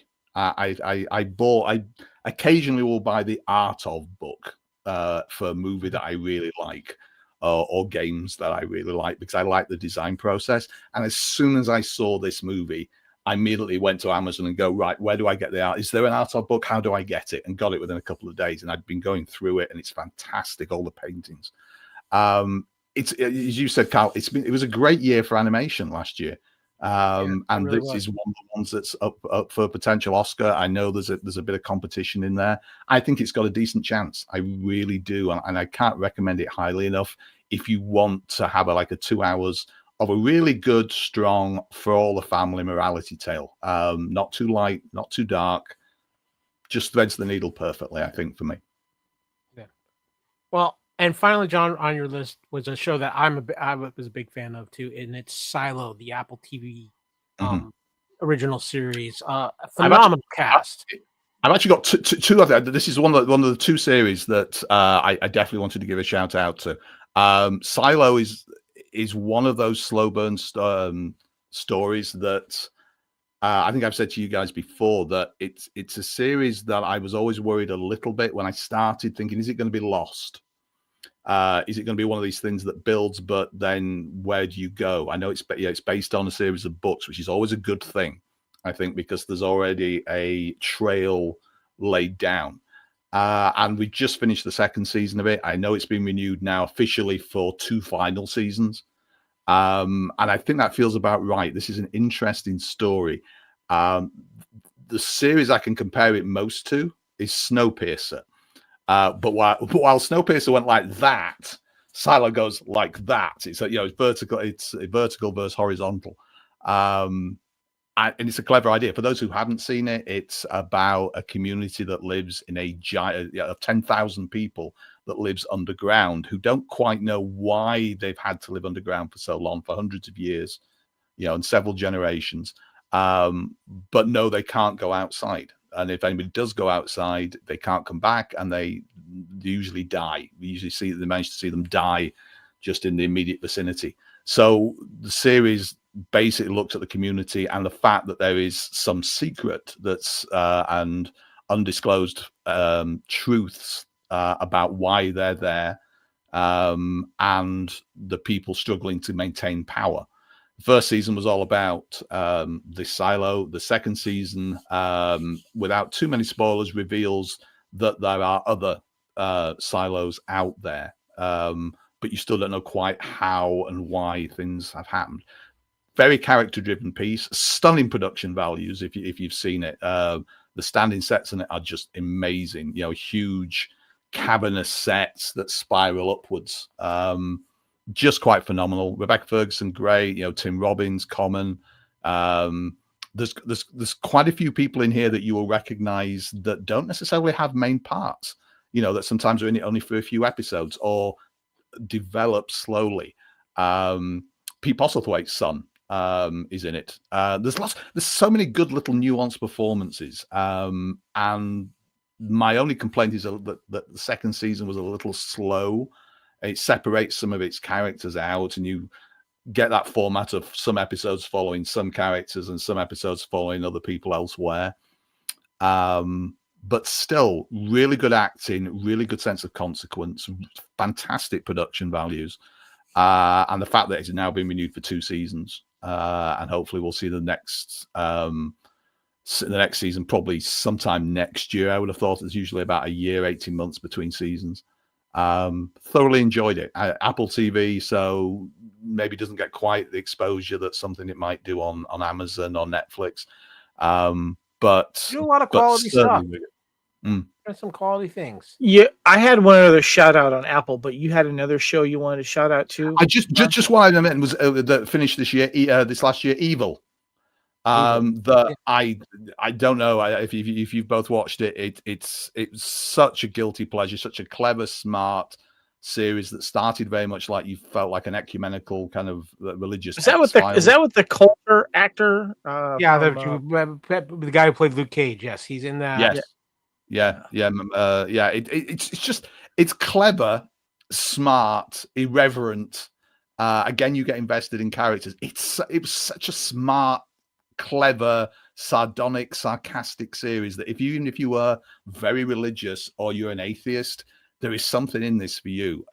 It's more about belief than it is about anything else. Michael Emerson is just such a delicious, sinister, nasty piece of work in it. That he's the character you kind of love to hate. He's good at that. Yeah. He's fantastic. Some of the creepiest demon characters I've seen in a while too. It's finished now, and that's the thing. You get to sort of see it from beginning to end, and it finished before its time. It was cancelled. How many seasons? But they gave them enough time to finish it. This was the fourth. I think the fourth. Was this the third or fourth season? I think it was the fourth, wasn't it? Fourth, I believe. Yeah, and they got extra episodes to finish. They got told they were going to have to. They were being cancelled, but then they were given an extra 4 episodes to finish it. So it finishes a little. There's some elements if you're a long-term fan that feel a little rushed in the final season, but it ended so much better than it could have done. It could have just spluttered out.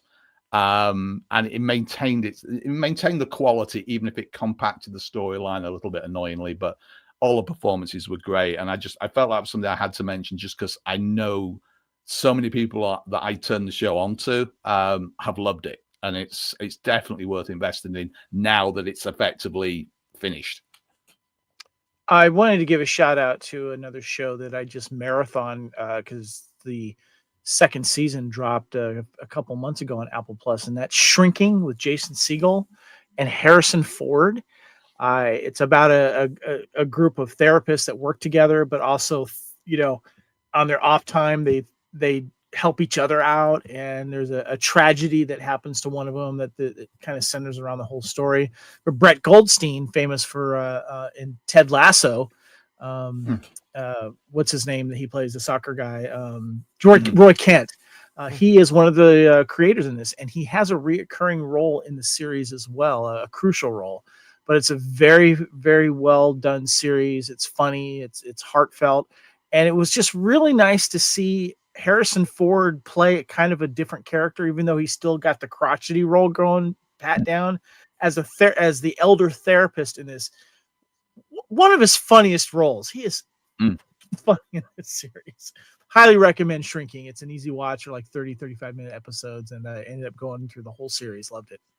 Yeah, so surprisingly, I think Apple TV has found a very strong niche where they make a lot of quality shows, even if they're not like a Ted Lasso just sensation, but they do a lot of quality. You don't see them making too many really bad shows. So, but guys, we do have a few things we are looking forward to in 2025 as well. And as I was going through everybody's list, the one thing that popped up, and I'm kind of making this the number one thing we're going to hit, we're all seemingly have genuine interest and excitement for what the MCU is bringing forth this year, whether it's just a couple of projects or the whole slate. For myself, I am excited for Captain America. I am incredibly excited for Daredevil Born Again. Thunderbolts is my pick to be the underdog movie of the year, the movie that people aren't quite sure about. I think this is the next Guardians of the Galaxy type thing for the MCU and is going to be a lot of fun. We have Ironheart, which I think is I'm not so sure about. Fantastic Four, I have questions. I need to see more. You've got Eyes of Wakanda. I'm interested in that. Marvel Zombies. And I actually think Wonder Man could end up being a lot of off the wall fun when that hits. But John, some of this is going to Disney Plus, and some of this is going to theaters. Yeah, but John, I know there was a couple of the MCU projects that you had on your list of things you were looking forward to in 2025. Yeah, I mean, you mentioned a lot the MCU stuff. Daredevil, of course. I think anybody who saw the original Netflix series is going to be interested in seeing that. Looking forward to the Captain America movie. Like Kevin, I'm a bit on Ironheart. I don't know enough about it. I know it's going out there. I know the slight basic premise of the major character. I know nothing else about it, so it could be Iron Man light. Thunderbolts star is I think going to be fun. Fantastic Four, hit or miss. I don't know. It's going to be epic or it's going to be a disaster. I do not know which it is. I hope it's going to be big. Eyes of Wakanda, that's all animated. I think that looks great. Marvel Zombies could be. Wonder Man, again, I just don't know whether that's something that's going to be working or not. We'll have to see. There's a lot of stuff coming up, I have to say, that's sequels. A lot of the stuff I'm looking forward to, apart from the ones I've just mentioned, is TV. Well, we're gonna get to some of those, John. So yeah, it's Kevin, Kevin, what about you? I know there was a few of these Marvel projects you were. Thunderbolts is what I'm excited about, as well as Captain America and Daredevil streaming on Disney Plus. Looking forward to that. Fantastic Four, I have zero expectations. That one's gonna have to impress me, to be honest with you. And the other things are off my radar right now. Don't care. Well, something I know, John, you and I are extremely looking forward to, and I'm wearing the Firefly T-shirt. Yes, season 2 of The Last of Us, which March and April are going to be insanely packed months. You have Daredevil coming out in March. In April, you have The Last of Us 2, and another show we're going to talk about here shortly. But we covered it here with you, John, season 1 of The Last of Us, and it was phenomenal. And I expect more of the same from season 2. Yeah, it's one of those things I'm looking forward to, because I hope it's going to be stunning. I thought the first season, as I think most of us think, is as a standalone drama is great. As an adaptation of the game is brilliant.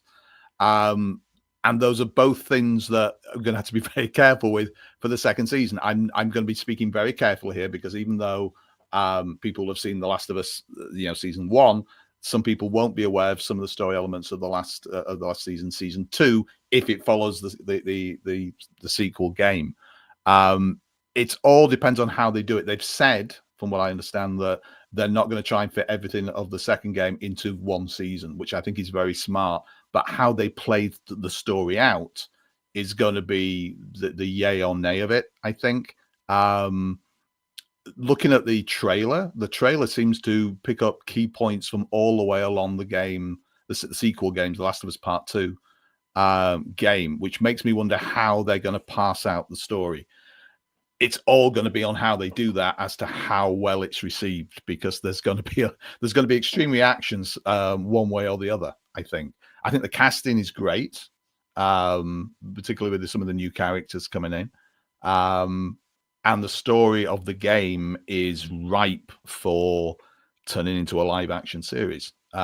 It's how they do it and how they pass it out. And the game, again, without spoilers, the game kind of went backwards and forwards from different perspectives to make certain scenes play out very emotionally, more than they would have done if maybe they'd just been consecutive. And it made you very much play in the game as characters that you might start off hating and end up really caring about. And the series is going to have to do the same. I don't know how it's going to do it. I really, really hope it's as good as the first season. I suspect it will be, but I think it's going to be controversial. I'm trying to pick my words so carefully, because there will be people here who know exactly what I'm talking about, and the dramatic beats of the second game and how that would play out on TV. But there'll be people who have no idea, and so I'm trying to word it carefully. There are significant events that happen in the sequel game that they're going to have to get to in the second season, or in the second season or the third season. I'm desperately interested in how they're going to do that, and how they're going to play out some of the revelations and developments. I hope it's as good as the first season, but that's a very, very high bar to hit. Yeah. Kevin, it's kind of weird because Pedro's in so many things. This almost feels like the kind of the forgotten Pedro Pascal project at this point. Yeah. I'm looking forward to this. I enjoyed the first season. But I'll be honest with you, I don't know if I'll ever watch it again, because it's a tough watch. It's depressing, but the acting, the setting is fantastic. I know nothing about the video games, so I just know that in the video games people die. So I don't know what's going to happen with this new season. I find it interesting that they're saying it's going to be 7 episodes for the second season, where I think it was 9 for the first one, if I remember correctly. So I don't know if they're going to be longer episodes or just going to be tighter episodes. But I remember where the last one. I was looking. You know how when a new season comes out, especially how seasons are so far spread out nowadays, you're like, well, I'm going to go back and watch the last season to kind of get caught up. I have no interest in watching season 1. It doesn't mean that it was bad. It just means for me, it was heavy, it was intense, and I would rather just go into the new season and expect more of it. boy, all I'm going to say is, if you think the first season was intense, boy, you're going to need. I know. That's why I don't want to go relive season 1 right now. We might have to get Prozac. Yeah, you're going to need therapy for season 2. Yeah, probably. Yeah. Well, next up to something I know most Star Wars fans, this is the highlight of what they're looking forward to in the next year, Andor season 2. I think Andor season 1 shocked everybody and how good it was and what it became, and Andor season 2 is going to be more of the same. Kevin, we're going to be covering this big time here on the Fandom Podcast Network, obviously Culture Clash and What a Piece of Junk, but I cannot wait for Andor season 2. Yeah, I'm excited for this. I like the storytelling arc pattern that they're going to be taking to this. And also, too, we've been promised that the end of this season is going to lead up right into Rogue One, which I find fascinating. So I'm just going to be curious how they get there. John, what about you on Andor? Yeah, I really liked it. I mean, it's interesting that Star Wars fans largely seem to fall into two camps. Well, there's a broad umbrella, but the two camps of one that it should be very much in the style of the original Star Wars movies, which is, you know, kind of a bit swashbuckling, you know, grounding for all the family, and the stuff that says, well, it's a big universe out there, let's try a few more stylistic things. Andor is the darker end, and it feels like grown up Star Wars, and I don't mean that in any detriment to, you know, the more family friendly Star Wars, but this feels like somebody said, let's take some of the serious elements and put those in together, and let's, you know, as you say, as a prequel to a movie. This is effectively two series that are acting as a prequel to a movie. We kind of know where we're going at this point. It's how we get there. It was a big surprise in that it felt as dark as it did. The pacing was pretty good. The acting was really good. It's a shame it's taken so long, as it does with a lot of series now, to get the second season there. But I'm thoroughly, if it's as good as the first season, and the chances that the first season took and was very character heavy and full of wonderful character parts, then I'm going to enjoy it and then immediately go and see, you know, Rogue One again, you know, as the epilogue, as it were. Yeah, there we go. Now, the other thing I'm really looking forward to this year is Superman. We talked a little bit about it earlier. Let's see if James Gunn can be the one to get Superman right on the big screen since the Christopher Reeve era of Superman. It's been a mixed bag. I have confidence in James Gunn. I know he's already pulled off one dark version of Superman with Brightburn. I love the trailer. I think a lot of things about that trailer were very well done. We get a little bit of crypto. I like the fact that we're kind of not going with another Superman origin story. We're going right kind of into it. I don't know about seeing Nathan Fillion and that guy Gardner bowl cut, but that's scary story. But yeah, Superman is something I am very excited for. Little trepidatious, but I trust James Gunn, and let's see what he's going to do with it. Kevin, what you weren't that, if I remember correctly, you liked the trailer, but it didn't blow you away. I'm on a wait and see mode with this. I love James Gunn. I'm glad it's in his hands, but I'm not excited. But I will see it. John? Very similar. I liked lots of elements in the trailer. There was some, I mean, I say crypto, that seemed like a fun thing, but I'd been led to believe that it was a very uplifting, positive Superman. And the trailer wasn't quite as uplifting and positive as I expected it to be. I expected it to be more da-da-da-da, that where there was actually sort of like, I've been beaten up, I'm downtrodden, I'm going to have to rise up again, which is a perfectly good, you know, premise to have. I don't know if the trailer has correctly sold what other people are saying the film is like. And I know there was sort of rumors of early reviews saying it's a bit of a hodgepodge. Yeah, I'm kind of with Kevin, which is I'm anxious to see it. I'm not anxious to put my money in either camp yet that it's going to be brilliant or a mess.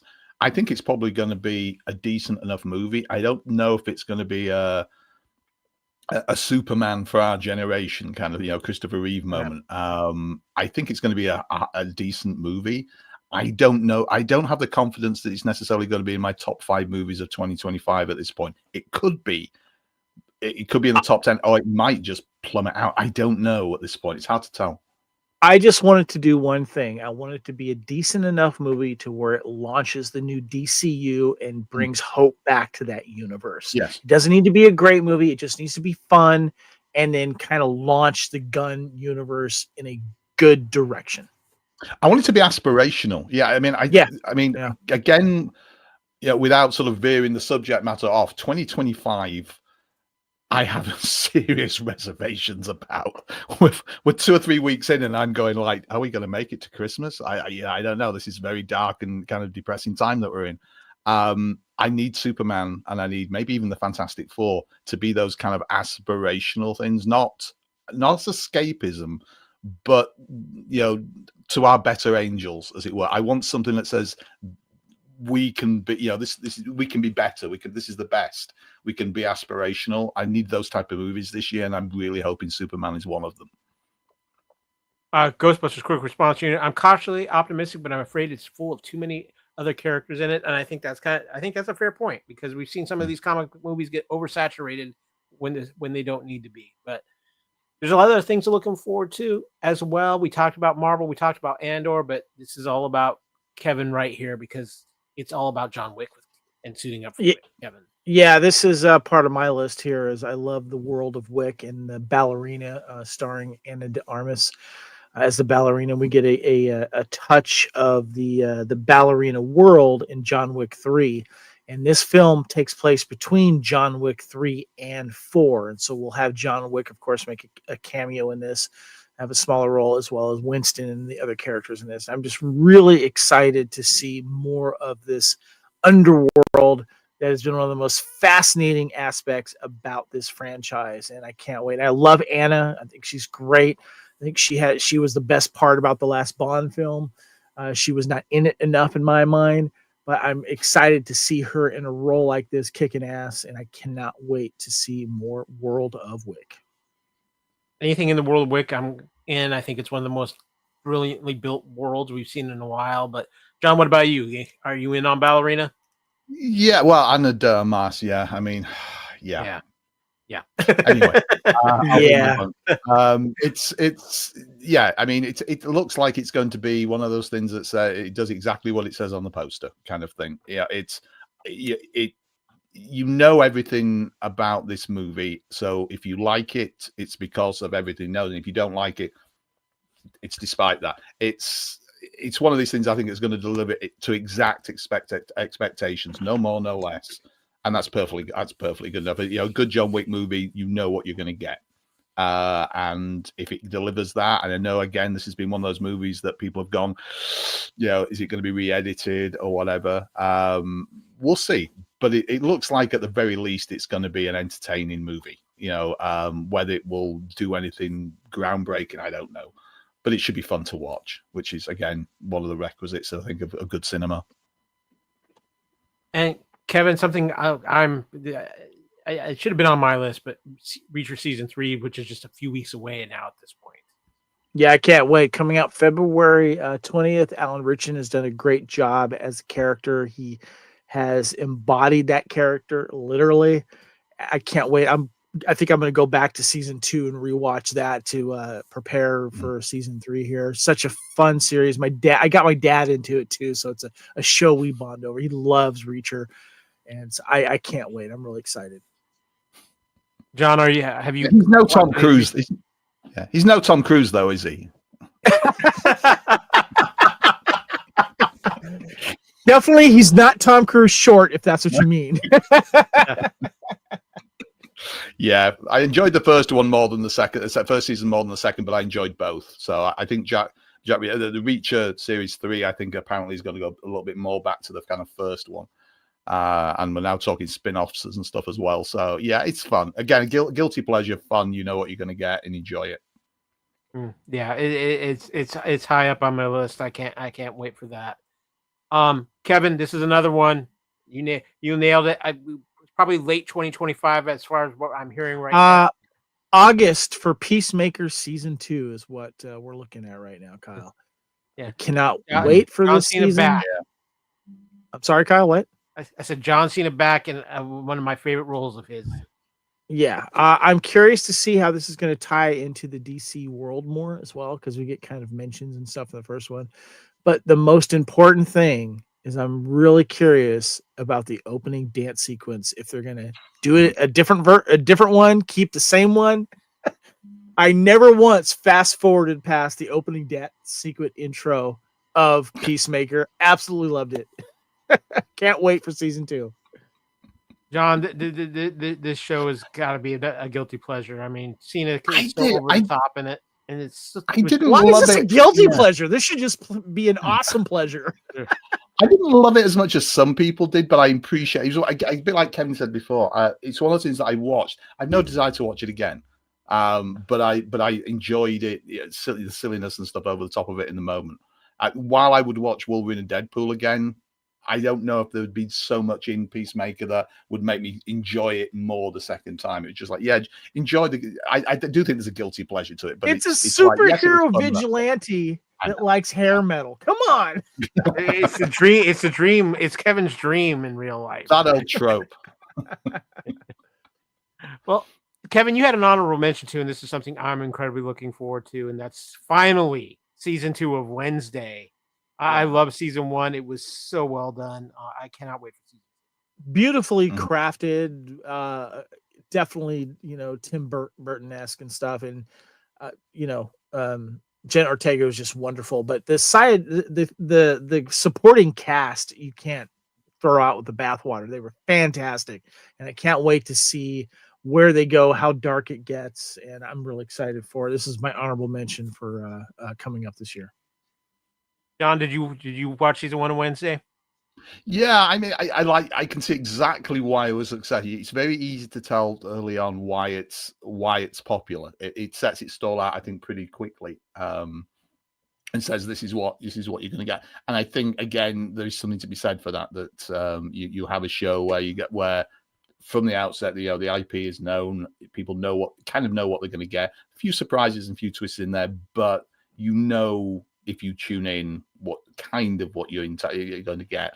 And I think it just did that very, very well and with fun. I need more thing in my life. That's all I'm saying.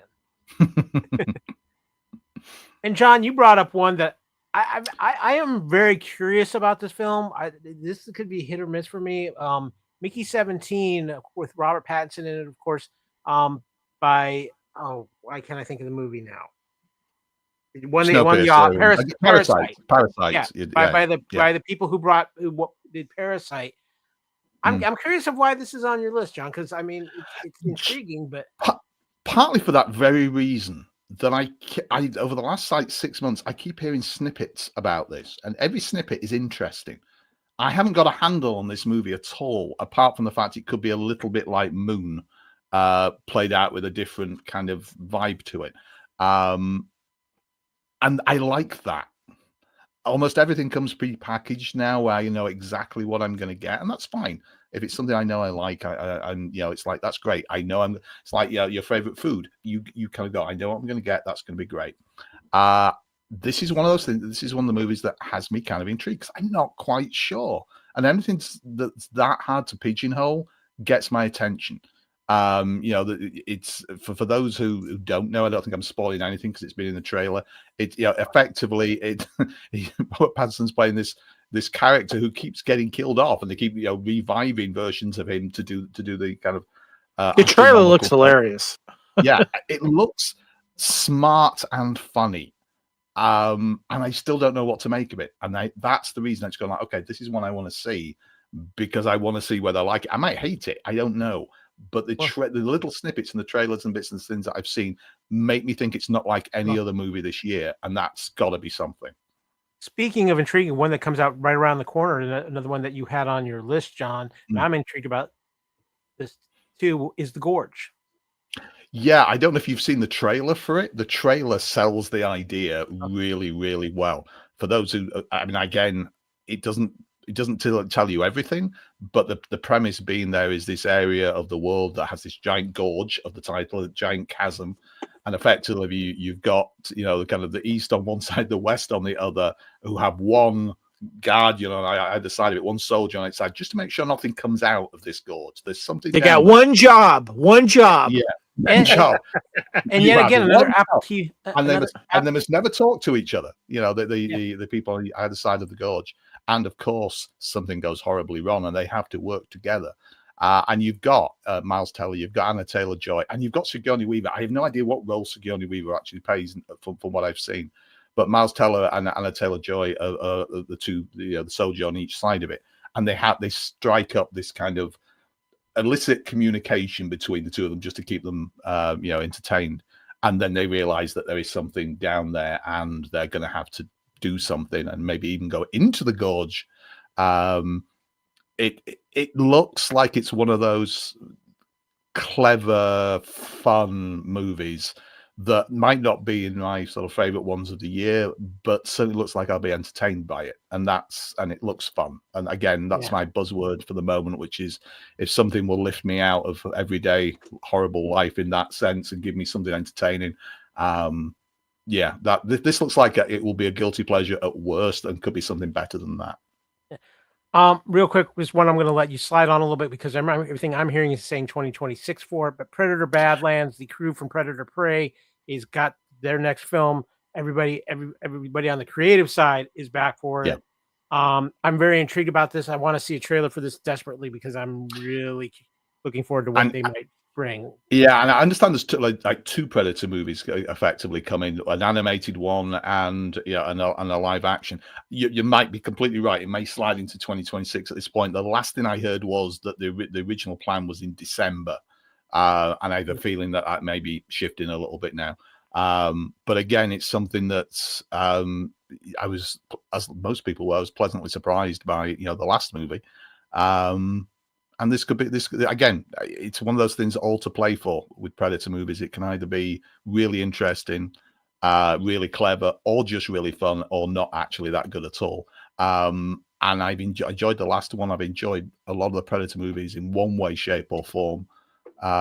So yeah, count me in to see it. That's one of the things where it's already got me buying the ticket, as it were, metaphorically, to go and see it. So yeah, we'll see how it goes. Yeah, I'm very intrigued as well. But that's going to kind of wrap up our look back at 2024 and kind of what our look ahead of 2025 is. If you got anything, put it in the comments for the show. We're curious to know what you're looking forward to and what you liked in 2025. We can't leave without doing a few reviews though, because that's what we do around here. But we've got a couple quick ones for you here. We know it's been a long episode, but ladies and gentlemen, it is time to buy it, stream it, or unsee it. And of course, as always, a little spoiler alert before buy it, stream it, or unsee it. We're going to be talking about things. We might spoil a little thing or two here, but you never know. And of course, we love our good friends at Letterboxd. Kevin, what is the 2025 movie number at right now? Been keeping track of all the films I've been watching since the first of the year. I'm at 52 right now. I'm sure Lacey's at 75. She's been cramming it. Yeah. Well, guys, we're aiming for 500, Kevin. 500. That's the number. Put some effort into it. Yep. Well, let's kick things off. First, Kevin, you watched this just today. It premiered just today. And I'm going to give a little hype here. We were going to be recording a special episode of the Union Federation and really diving deep in with the whole crew of the Union Federation for this. But Section 31, the new Star Trek movie, dropped on Paramount Plus today, Kevin. Yeah, I'm not going to give anything away because I want to tease people to pay attention to the Union Federation episode we're going to be recording. We're going to get in full spoiler on this, give our take on it. This, of course, is the first Star Trek movie to be released on Paramount Plus since the original theatrical, was it Star Trek: The Kelvin Universe? The Star Trek Beyond drop. So, so it's streaming right now on Paramount Plus. I know I will give it a buy it, stream it, or unsee it rating of that. And I'm just going to say, for someone who loves Star Trek and usually gets most of it on physical media, I'm going to say this one's a stream it. And I have thoughts. Yeah. Well, and tune into Union Federation to get those thoughts. We're going to have a lot of fun talking about that. I'm a Michelle Yeoh fan. I'm going to definitely check this out. Also, we're going to podcasting about it. But yeah, I've heard a few things too. So it'll be interesting to see what happens with this. John, do you have intentions to check out Section 31? I will hopefully see it this weekend. I had the chance to see it today. Same as most people, I'm hearing mixed things about it. Again, Star Trek is one of those things that seems to like a lot of things, like Star Wars projects recently, very hit and miss. I like Michelle Yeoh. I wasn't 100% sold on the premise of this, but it's there enough for me to watch it. I'm not living or dying by it. It sounds to me like it might be a decent thing to watch, but not necessarily, groundbreaking in any way, shape, or form. Going forward, I need, whenever they say a star date on the screen, there was a meme that came out last month that I shared. They need to translate that into how we know years in the future. I don't understand the freaking star dates at all. I never will.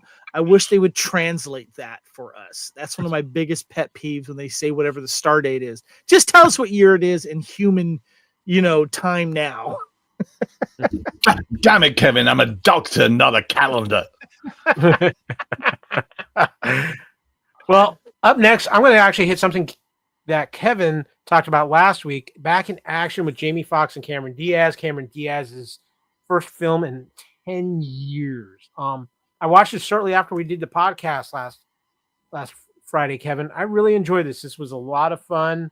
To see Cameron Diaz back on the screen it makes it worth it. Her and Jamie Foxx have amazing chemistry together, and they work so well. And I think they played off with the family dynamic here. I said this last week. It feels like we haven't had a lot of these. Oh, it's the spy parents, or one of the parents is something that they're hiding, and it's spy or superhero or criminal or something like that. But I thought this was very fun. They really did a good job with this. And what sells it is the chemistry between Fox and Cameron Diaz. They are phenomenal together. They play off together incredibly well. I would definitely say this is for sure a stream it. If you're a fan of Cameron Diaz or Jamie Foxx, it could be even a buy it. But for me, it's definitely a stream it. And so glad to see Cameron Diaz back on the screen. You were right about this one, Kevin. Yeah, definitely. It's a fun movie. Check it out. One last thing in Buy It, Stream It, or See It is I want to just throw out a little love to a new show that is on HBO. I am a huge fan of ER. It was one of my favorite shows. Noah Wyle was actually one of my favorite actors in ER, and he is back with a new medical drama on HBO called The Pit. The first three as of the recording of this, the first 4 episodes have come out. I've watched the first 3. I'm thoroughly enjoying this. It's interesting to see this out. This show has an interesting history behind it. It almost didn't come out because Michael Crichton Estate sued HBO over this show because they felt it was basically a sequel to ER. And the original plot was this was to take place in a Chicago ER, and they changed it to Pittsburgh locale. But I think the intent was maybe to make this a sequel, bringing back Noah Wyle to play Carter again and make it an ER sequel instead because of the issues involved. HBO turned us into The Pit. I'm liking this show, Kevin, for a couple of reasons. One, I think it's got a great cast. Issa Briones from Star Trek Picard is in this show, and she's a lot of fun. I love seeing Noah Wyle on here. But, Kevin, what I really like about it is they're treating it like 24. Each episode is an hour in the day. And it's in this it's in this modern, it's in this ER that's, like everything else, no fun. And it's playing off on a lot of the certain medical dramas and things like that. But there's something interesting about it. And with Noah Wile's character, who is the main character, there's a story there that they haven't, that you're slowly getting little bits and pieces of every episode within that hour. And I'm finding it really enjoyable. I mean, I know medical dramas, some people are kind of burned out on them. I think this one is a little bit worth the while. Plus, it's on HBO, so they have a lot more leeway in what they do. In it, I would definitely say stream The Pit. Honestly, I have no interest. I'm tired of medical dramas. They're too stressful for me. But I'm happy for Noah. He's looking good in this picture, by the way. But I'm out. To be honest, got too much other stuff I want to do. Do you have any interest in this, John, or is this kind of out of your? It's not exactly in my wheelhouse. A little bit like Kevin. It's not that I hate medical dramas. It's just I've seen so many that very few come along and do anything. They have. I'm sure every show has its episodes. I mean, I've hardly ever seen Grey's Anatomy, but I understand justifiably there are 2 or 3 episodes that are stunning. Parts of television. But Kyle, let me know if they do a live episode. I might watch that one. Yeah, I'll let you know on that. I'll let you know if Clooney shows up. Yeah. But yeah, no. So it's not really quite my cup of tea. Yeah. Well, guys, that's going to close out this episode of Culture Clash here on the Fandom Podcast Network. I want to thank everybody for joining us.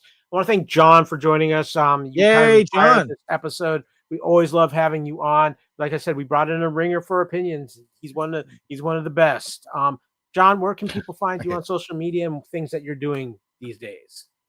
You can't find me on Twitter anymore. Sorry. Like a lot of people, it just became too toxic. I'm on Blue Sky again, as there goes the day at the moment. You can find me on Facebook. And I'm generally around. You'll find me here. I camp on your doorstep most of the time between shows. True. So He yeah, collects I'm my mail around. sometimes. I do. I take his dog for walks, and it's very sad.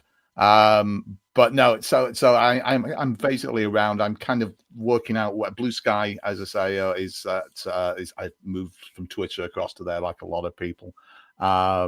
We'll see how that goes. But yeah, at the moment I've got a few plans. The website and stuff, I'm just fiddling around a little bit at the moment. I'm going to change some of the look of it. So that shall hopefully be back in soon. A few podcast ideas coming up. So hopefully over the next few months and stuff, a few more things. Yeah, we might even get you to pop on here a few more times. You never know. Like We might just do that because I know you want to talk some Last of Us when that hits here in a few months too. But totally. We'll work you in for that. But of course, this is the Fandom Podcast Network. You can find us on Facebook, Fandom Podcast Network. You can email us at fandompodcastnetwork@gmail.com. You can find us on Instagram at Fandom Podcast Network, on Twitter at FanPod Network, and now on Blue Sky at FanPod Network. I'm Kyle. You can find me on Instagram and Threads at AKyleFandom, on X as AKyleW, on Blue Sky as AKyleW. You can also find me on Discord at AKyleW and on Letterboxd at KSport16. Kevin, where can people find you on the socials? You can find me on the socials at Spartan_Phoenix, and now on Blue Sky at Spartan Phoenix. And of course, just a reminder to everybody out there too, TeePublic. We have a great relationship with TeePublic. We have all the gear of the Fandom Podcast Network on our TeePublic page, whether it's hats, mugs, shirts. John, you need to be sporting a Blood of Kings shirt. I feel like that's in your wheelhouse. I feel that's in your wheelhouse. I don't know why. Fearful Cemetery on Amazon, ladies and gentlemen. That's another $1, John. But no, go to TeePublic, search for the Fandom Podcast Network or any of our titles of any of our great shows. A little kickback comes to us to help keep the podcast going, but otherwise, just we love this support and love to see you guys wearing the gear as well. This has been a blast, guys. Thank you so much for joining us and giving us. Thank you, John. Yeah, thank you, always John. A pleasure, sir. It's always a pleasure to have you here on Culture Clash, the flagship show of the Fandom Podcast Network, and especially for covering our best of 2024. We've got some fun stuff planned for 2025. We might be looking into things a little cybery and maybe vigilantes with vehicles, Kevin. Yeah, stay tuned. Yeah, stay tuned. Exactly. But for now, guys, we are out of here. We've done this thing. Remember, most importantly around here, respect each other and enjoy your fandom. Ladies and gentlemen, we are out.